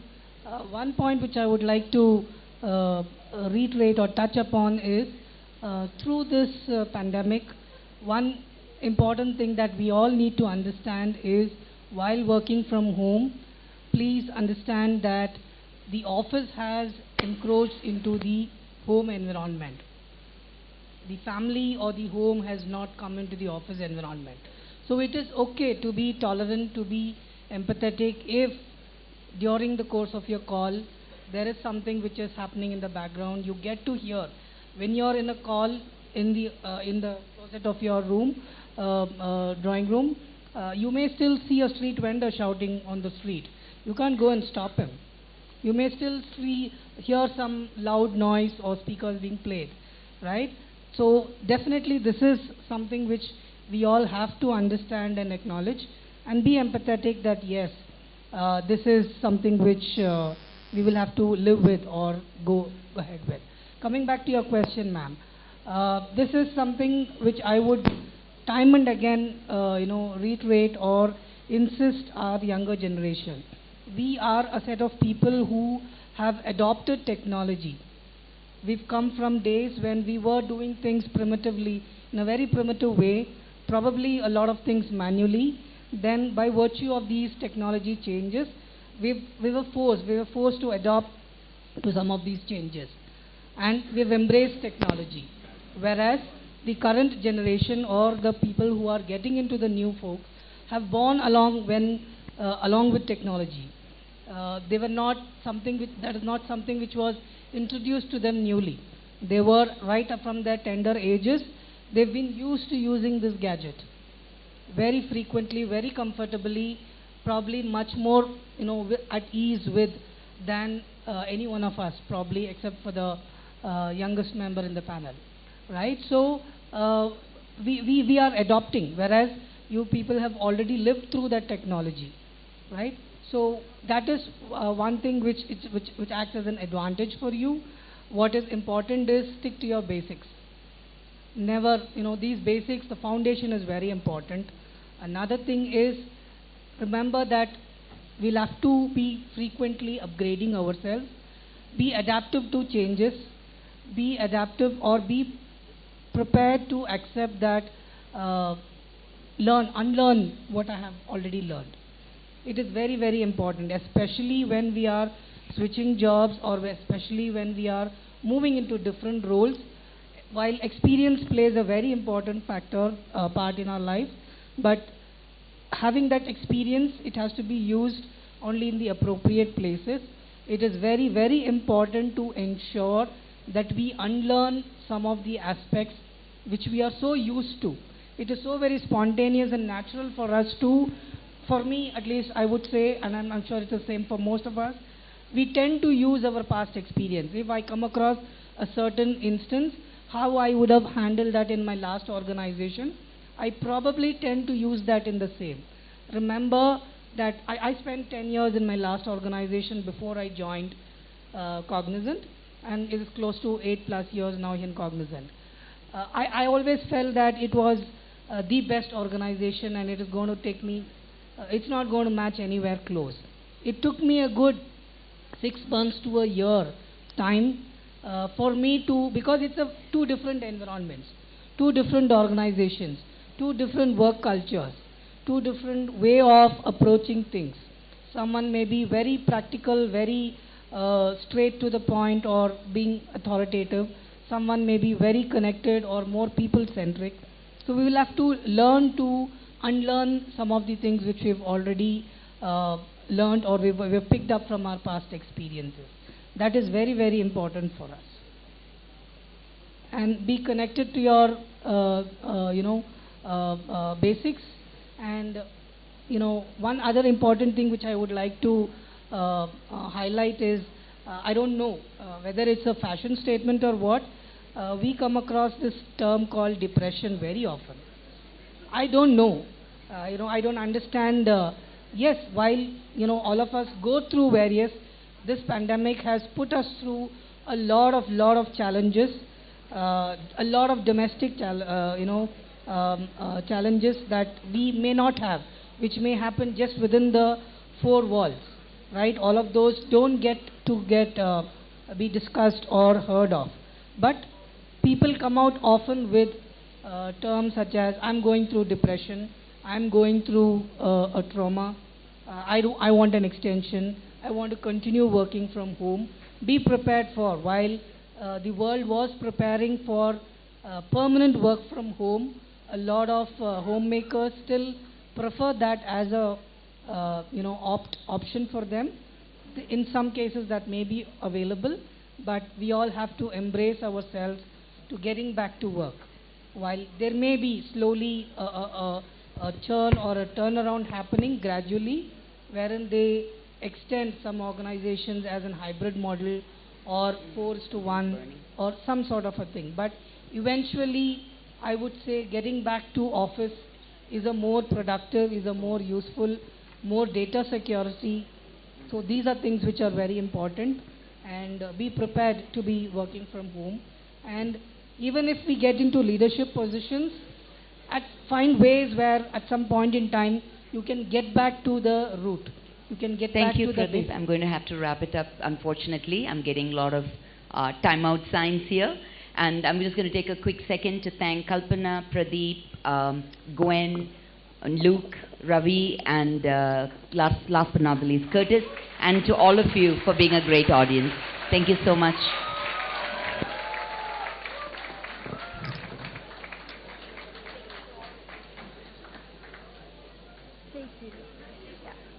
Okay, so thank you panelists for your insightful information and views.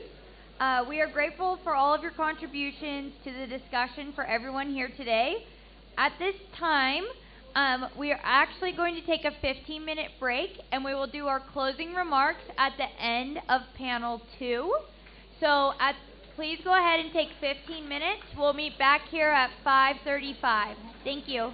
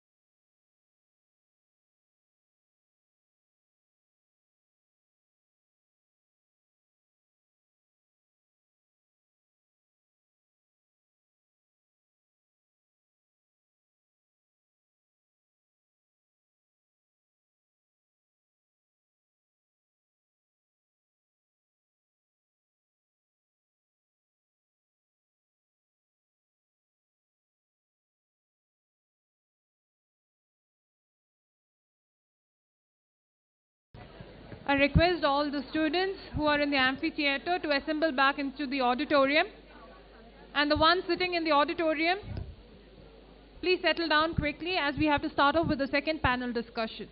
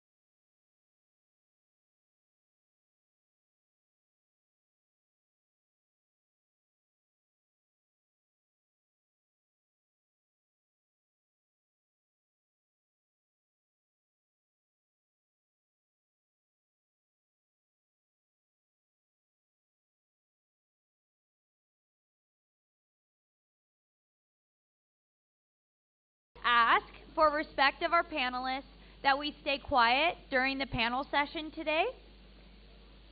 Thank you. We are excited to begin our second panel discussion focused on thinking globally, acting locally. Okay. Thinking globally and acting locally can be applied to many contexts, including environment, climate change, business, and education. Change in the world starts with the actions that are taken at a local level. With the influence and changes of COVID-19, the world has changed in terms of how countries, people, and communities interact globally. New skills are needed to support new and emerging careers because of these global changes. What was once just local is now also global. The global impact of the steps taken by local communities is significant, especially in this era of globalization. We now would like to welcome our panelists. Our first panelist today is Lindsay Passmore, Program Chair of Melville School of Business and Kwantlen Polytechnic University.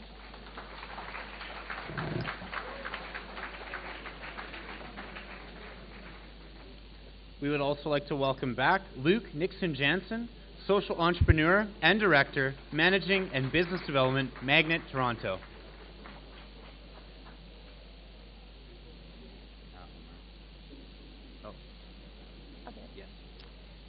Third, we would like to welcome Founder and President of GELP, Omar Karim. Dr. Vijay. Yep. Next, we'd like to invite Dr. Vijay, MBA, Professor at Ames School of Business and Director, ACM.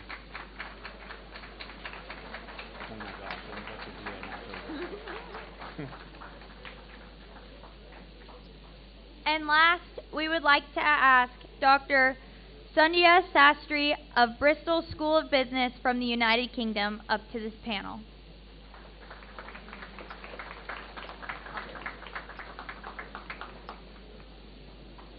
Actually, just pass it over to Shobna. We would now like to welcome. We would now like to welcome back our moderator, Shobna Jayamadavan, Associate Vice President, Simon Fraser University, and President of the BC India Business Network. Welcome, Shobna.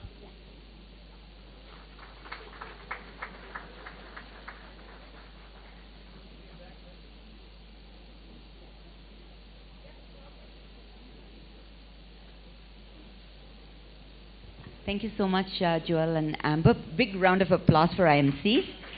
Thank you.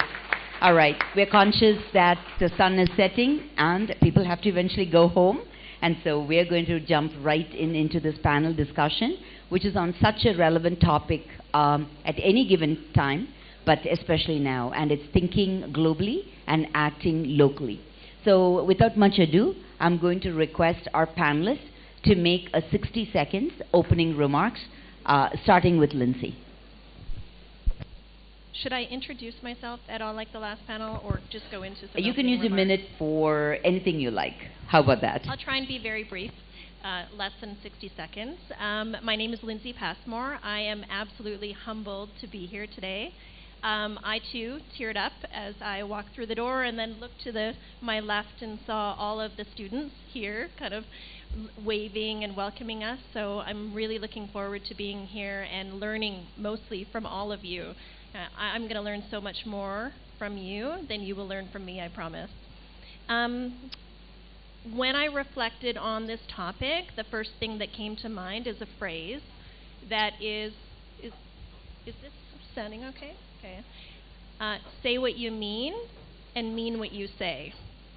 So when I heard the term, and I've heard it many times over, think globally, act locally, it's a phrase that is very short, it's sweet, it can convey a lot of information, but it can be misused, right? So I think it's really important when we use this phrase that we really truly understand what we're talking about. And as was mentioned, it's used very differently in a lot of different contexts.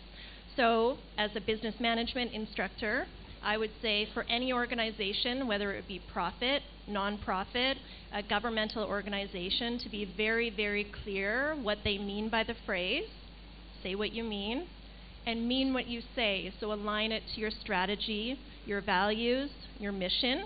And not just that, don't stop there. Make sure you're clearly communicating it to everybody within your organization, your internal stakeholders, your external stakeholders, and have metrics to make sure that we're keeping ourselves accountable to this very, very important topic. Thank you so much, Lindsay. I just wanted to mention that our dear friends here, Joel and Amber, have kindly agreed to be timekeepers for this session because we want to make sure we respect the audience and our panelists here. So if you see the iPad rising magically, it means your time is up. I would like you to just wrap up your comment and give the mic to the person beside you. Thank you so much, Dr. Sandhya. Over to you. Good evening, everybody. I'm Dr. Sandhya Shastri, and many of you know me because I'm a regular on this dais.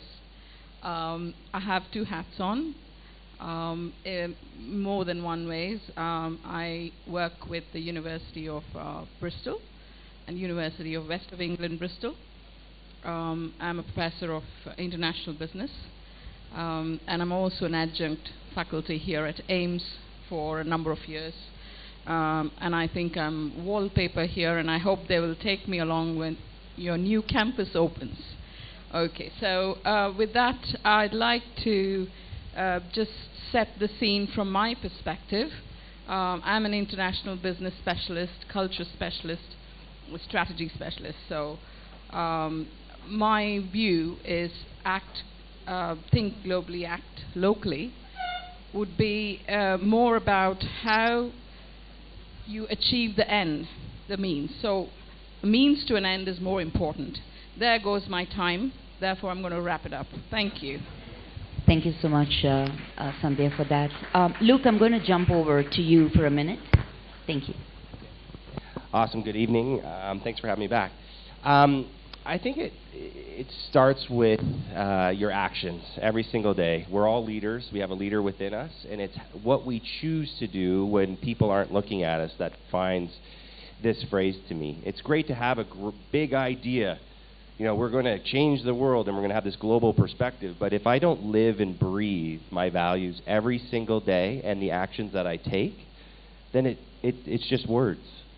So I think really, to me, it's about personal responsibility to my values and my actions on a daily basis and how it is I choose to live my life and how it is I activate the leader within me to model behavior that will hopefully inspire others to model that same type of behavior, and it can be contagious and spread. Thank you, Luke. Dr. Vijay. Okay, good evening, all of you. Let me begin with first, it's a privilege for me to be with all of you. And again, I'm thankful to our founder and CEO, Dr. Kiran Madam, for selecting me to be part of this panel. And going further, I would like to say that thinking globally, acting locally. Actually, it's emerging to worldwide on CSR, essentially. There's a base for it, thinking globally and acting locally. And before me going on that, let me describe about myself. I'm Dr. Vijay Bhaskar, as you know it, and I've got experience of 42 years. And of that, about 28 years in various fields of technology I worked. And what we talked about, the acting locally. I'll give examples on that. What is the need of thinking locally and acting globally? The need-based. Otherwise, company cannot sustain.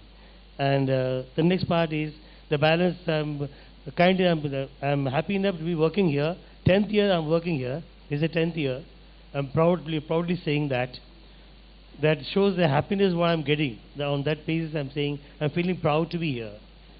And going back to talking about the globally thinking and act locally. I'll just give a small information on that.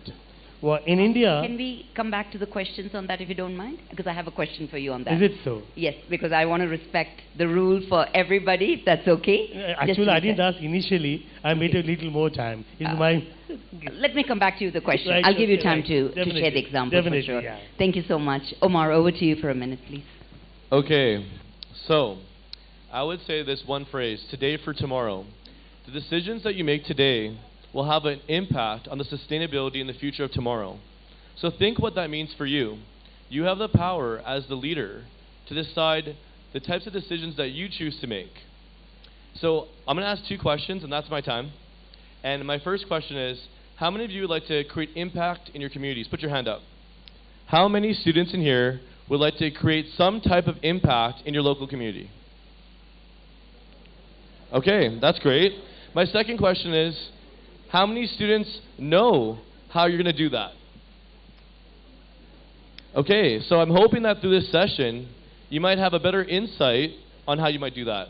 Today for tomorrow. Thank you. Thank you, Omar. Great segue into a question that I have for Dr. Sandhya here.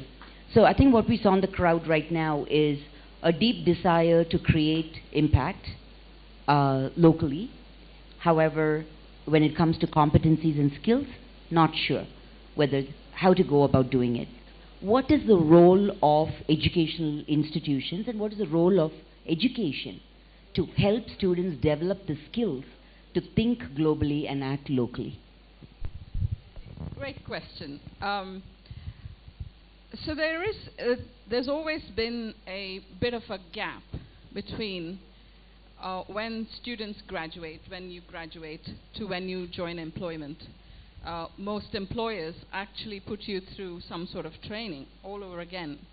So in many ways, I think we need to think about where we are failing in terms of university education or in terms of, further education, high school diplomas, etc. Because that's no good. So the answer to this, and it's not rocket science, but it is difficult to do, is the interface and collaboration between industry, research organizations, and universities. And in order to, and the skills dilemma is always continuously moving. So I'm afraid I'll have to continue my sentence and finish it. Thank you.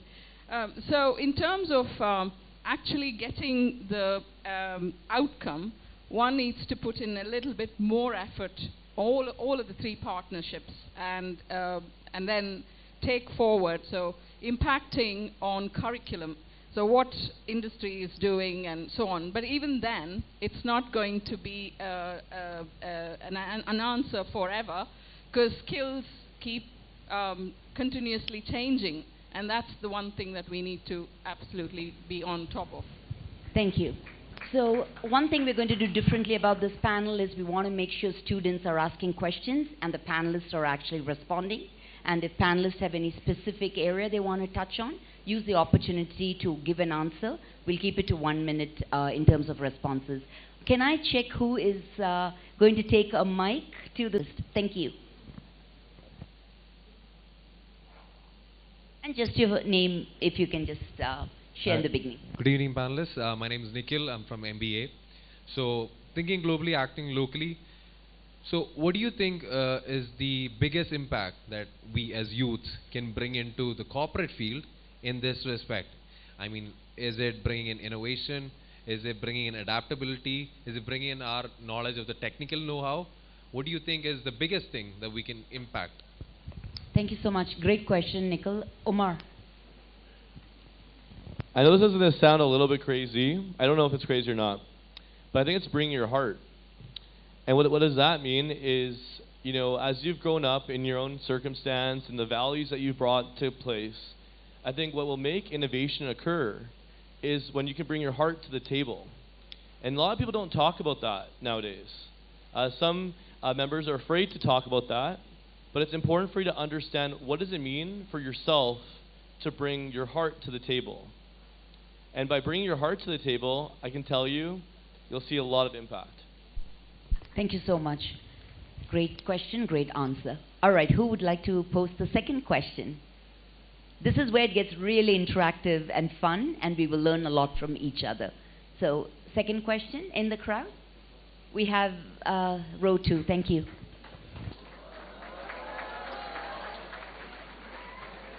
Now we are curious. Your name, please. Thank you. Good evening, one and all. My name is Dr. Basappa. Coming to the corporate world and the traditionally tribal skill development. We are here only thinking about the corporate sector, how to globally we have to enhance our skills. But what about the rural illiterate tribals, especially women? They are expert in knitting. They are expert in traditional medicine. But it is not coming to the globally. But only few researchers, they are going, collecting, and they are writing research paper, they are getting patents. But what about the reality? The original is curbing here to lift them from local to global. What could be done? Great question, great question. Dr. Vijay, could you kindly share your perspective on this? Well, on this point what you talked about, it depends on the acceptance. One has to accept it if anything is better for improvement point of view. That acceptance is not there, we are creating shields. With that result, the other person also will not take into account. As I told, we have defined the earlier part, the definition of thinking globally, acting locally. That's emerging into globally CSR, globally point. That's an act locally. What you do, the neighbor should adopt it. When neighbor adopts it, it goes to your town, your relatives, and then city, and then the country, like that. Globally it expands. That's the meaning of it. There has to be acceptance, the way you do it. Thank you for that perspective. And I think around the world there are great examples of fair trade practices and connecting global consumer bases to directly with the artist or the creators of content or knowledge. Lots of examples. So unfortunately we don't have time, but we'll hopefully be able to have another discussion another day. Any other questions? How about this side? Come on. I'm sure there's some brilliant minds here. Come on. One question? Okay.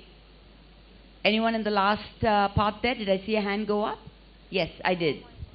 Right in the middle at the back. Thank you.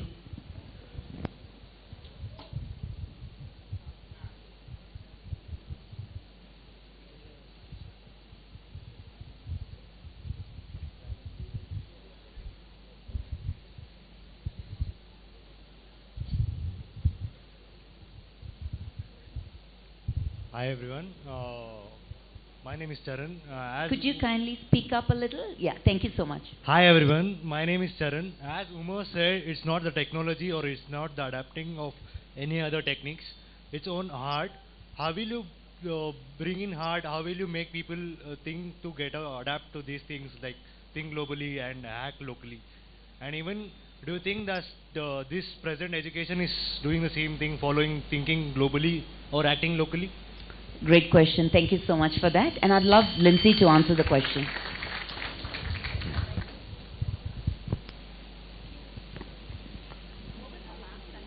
Can you just clarify the last part of that? I think what I heard was, how do we get students to think globally, act locally together from the heart? Yeah. Yeah? And my one more question where present education system is following this part, thinking globally and acting locally? It's a beautiful question. I love this question because it was the second part that I thank you. Yeah. I think education has everything to do with developing that, and I think it's a gap in, and I can only speak for Canadian, my knowledge of the Canadian system and the American system, so I'm not familiar with this system. But I think that it should be started from, preschool, elementary, when children are very young, upwards. I watched a video, Kumi Naidu, he is from South Africa, he is a climate activist, human rights activist, and he said we suffer from disconnectedness. And we need more interconnection. We need to see the connections between the globe, between our local peoples and the globe. And how do we do that? I think we start teaching empathy, we start teaching emotional intelligence, we start teaching people systems thinking in terms of how we're connected at various levels so that we can see that whole kind of connected globe that we're on. Thank you for the question.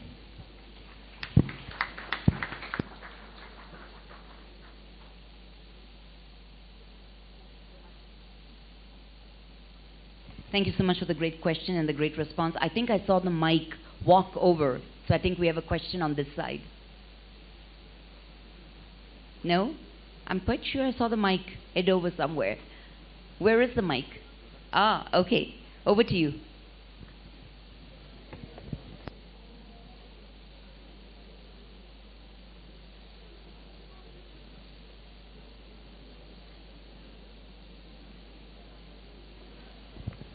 Who has the mic?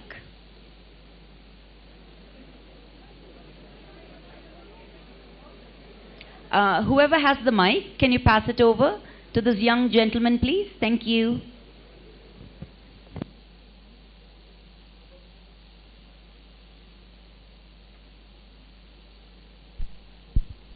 Okay, so good evening everyone, and my warm greetings to all the panelists. So what a beautiful topic, thinking globally and acting locally. So my question is, thinking globally is only about our perspective. So each and everyone, we can make sure that everyone are thinking globally. But is it possible in this present external environment to act locally as well? If it says, how can we do that? Wonderful question. Luke. So he said thinking globally and acting globally is something we all talk about. But is it really possible in this global context to act locally? I think so, absolutely. And I think again, I'm going to put it back on you and back on me. It starts with us. So if you want to actually model and create change, you have to take that first step. You have to do it. Just do it. And then hopefully it's like the pebble effect, right? You throw a pebble into the lake and it creates a ripple. It keeps a ripple. Just keep throwing that pebble. And I'll give you like an actual example. And I want to touch on what was said earlier about how is it that if you go to a corporation and you want to create this change of how do we make that influence in terms of acting locally and having it spread globally. Through your actions you can inspire others, and one of the things I did when I was a student was we wanted to do a community cleanup. So we had this beautiful waterfront in Barrie, Ontario. At Georgian College is where I studied, and there was all these Tim Hortons cups. And Tim Horton was a hockey player for the best hockey team in the entire world. It's the Toronto Maple Leafs, just for the record. Ooh, yeah, there. I like that. I'm used to that. And they're a coffee chain, and they're extremely large in Canada. Every town has a Tim Hortons, and their cups are littered everywhere. And So we looked at it and said, here's an opportunity for some students who want to make a difference, and we called up Tim Hortons and said, who do we talk to within the organization to help get them on board to do a community cleanup and use their channels and their influence as a corporation, publicly traded corporation, to make an initiative locally. And it was in and around Earth Day. And so we brought them to the table, we brought the city of Barrie to the table, we brought Parks and Rec to the table, and we brought Georgian College to the table, and we created Spring Into Clean. It was our idea, it was student-led, and today it still happens, 20 years later, it's on Earth Day, and we engage all the students around the community to go and clean up their yard around their school, and we're picking up all these Tim Hortons coffee cups. And so I think that's a really great example that then, in turn, Tim Hortons starts to adopt that in other communities across Canada. I'm not saying it was Spring Into Clean that did it, but they started to have this actual initiative as it related to corporate responsibility on the local level that could have a larger impact nationally. So I think how we did it, my group, was we just did it. We had this idea, we saw this problem, it was something that bothered us, and we thought, how can we make change? Well, let's make a phone call. Let's see if we can make change. Thank you so much for that. Great question and a great response. Wonderful. Thank you so much, sir. And I have one more question for you, if I can cross-question. So now young entrepreneurs are coming up with global level ideas and concepts, but they are not able to execute in this local market. So why is it so? If it was the same strategy, if we can use, we would have so many other startups which would have become unicorn till date, but that's not the case with everyone. So what do you have for this? Okay, I'm just going to see if I can pass on the question to another panelist. So Omar, any thoughts on that as to why we have some of these barriers in the ecosystem of entrepreneurship? So I actually worked in creating a co-work space on Vancouver Island, and we worked with creating companies, and it was during the time of COVID actually. So when you're talking about that perspective, we have to think about the barriers that we have and removing barriers. So barriers in terms of, we live in Canada, members here living in India, let's remove those barriers. Let's stop thinking about perceptions of what we think things are in certain ways, and let's be open to what they could be. And I think that is step one in terms of answering your question of how we can actually start working locally and thinking globally and acting globally. But in addition to that, I think you got to think about from a startup perspective, how do we do that in a meaningful way? And so right now, after COVID, there were some benefits of COVID in terms of this virtual working environment, Zoom. People can now work in India for companies in Canada, and Canada also in India. That was not really a common concept as much before. So I think the next step to that, but now we have a platform, right? A platform for that to happen. So the next step for us to be thinking about is a change in mindset. And at GELP, we call it embracing a growth mindset. Thank you so much for the question and answer, Omar. Before I wrap up this panel, I just want to give the floor for a minute to Dr. Vijay. And I just want you to share the example that you were going to include in your introduction. You had a story or an example, and I just want you to close the loop on that thought. And then I'm going to wrap this panel up. I'll expand whatever he talked about with an example oriented, okay? And locally and then globally point of view. The right example will be in the year 1998, the Hyundai came to India when they opened the economy point of view. And they opened up in Tamil Nadu, a place called Superembur. And installed capacity 3 lakh units. And then slowly they went on growing up. And then they were single digit market share initially when they came to India. Slowly they went on growing up. Locally, as per the local requirement, competing in that segment, they launched the car point of view. And different varieties also came into picture. So they reached their limit of 3 lakhs units, the installed capacity in Superembur. And then what they thought is, let us go global also. Then nearby they opened one more unit of 3 lakhs units capacity. That unit is totally for export. Export requirements in US or Europe, whichever country it is. Like that, they came think locally point of view. Local to capture the Indian market share. And then they want to go externally also. That's how they grow up. Great example. Thank you so much for that, Dr. Vijay. I'm going to actually wrap up this conversation. We could have gone on for another hour, but it's late in the day, and all of you have been an amazing audience. I would like the panelists to give you a round of applause. Thank you so much. Thank you, Lindsay. Thank you so much, Dr. Sandhya, Omar, Dr. Vijay, and Luke. You've been amazing. And until next time, all of you take care. Wonderful. Thank you so much, panelists, for your insightful information and views. We are grateful for all of your contributions to the discussion for everyone here today. I would now like to invite our founder and president, Omar Karim, for some closing remarks.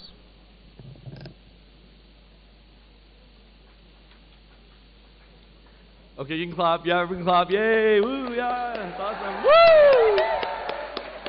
We are at the end almost, right? Nice. Okay, I know how it is. You're sitting in the audience, you're waiting, okay? And as you can see at GELP, we adapted the second Q&A, right? To ask questions from yourself. Very, very important. Being adaptive and adaptive to change. So I'm not going to take much longer, but I'm going to tell you two things. First, thank you again, Ames Institute, for hosting us. Number two, we're going to just show you a promo video. GELP is actually launching an international competition.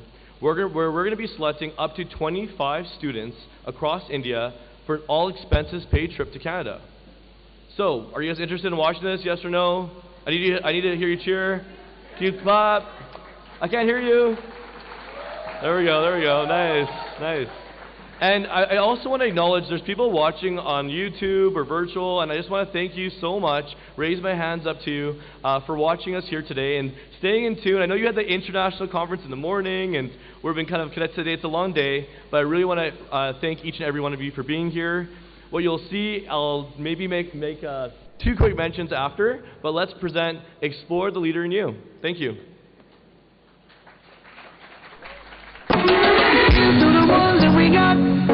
Cheers to the wish you were here, but you're not. Cause the drinks bring back all the memories of everything we've been through. Toast to the ones here today. Toast to the ones that we lost on the way. Cause the drinks bring back all the memories. And the memories bring back your. There's a time that I remember, and I did not know no pain. When I believed in forever, and everything would stay the same. Now my heart feels like December. There's somebody say your day. Cause I can't reach out to call you, but I know I will one day. Everybody hurts sometimes, everybody hurts someday. But everything will be alright. Only the gods can say. Cheers to the ones that we got. Cheers to the wish you were here, but you're not. Cause the dreams bring back all the memories of everything we've been through.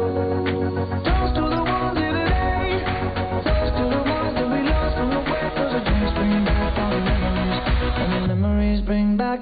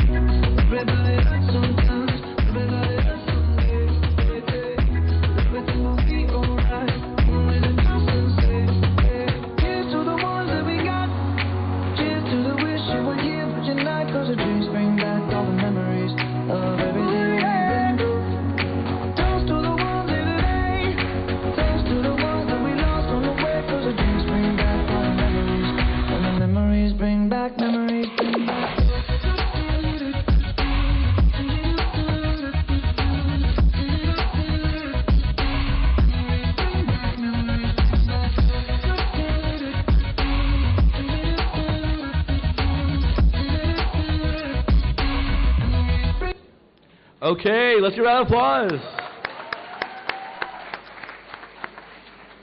So just want to be really clear. So even if you apply, you still get access to workshops where you can earn a digital badge for your LinkedIn profile or portfolio.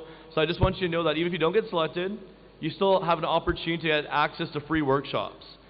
But that being said, we would love to see some members from Ames Institute come to Canada and win an all-expenses-paid trip. How does that sound?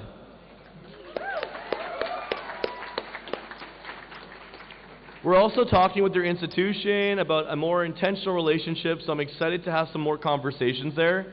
But when we look at this, at GELP, we look at adventure learning. We have academic learning that's part of it. You see the case competitions. How many people here like to compete? Hands up. Okay. Everyone doesn't like to compete? No? Okay.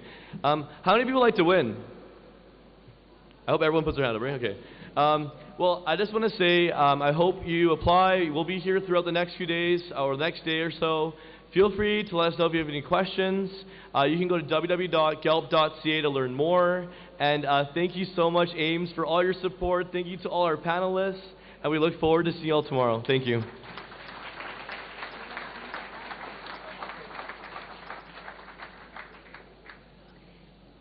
Thanks, Omar. Again, we are just so grateful for all of you for being here today and for the warm welcome you guys gave us. And thank you to those that joined online. That is a great opportunity, I think, for all students to be able to participate. And thank you again to Ames Institute Leadership for hosting GELP and the Global Marketplace for Career and Skill Development. We hope you all have a wonderful night, and we will see you tomorrow at our workshops. Have a great night.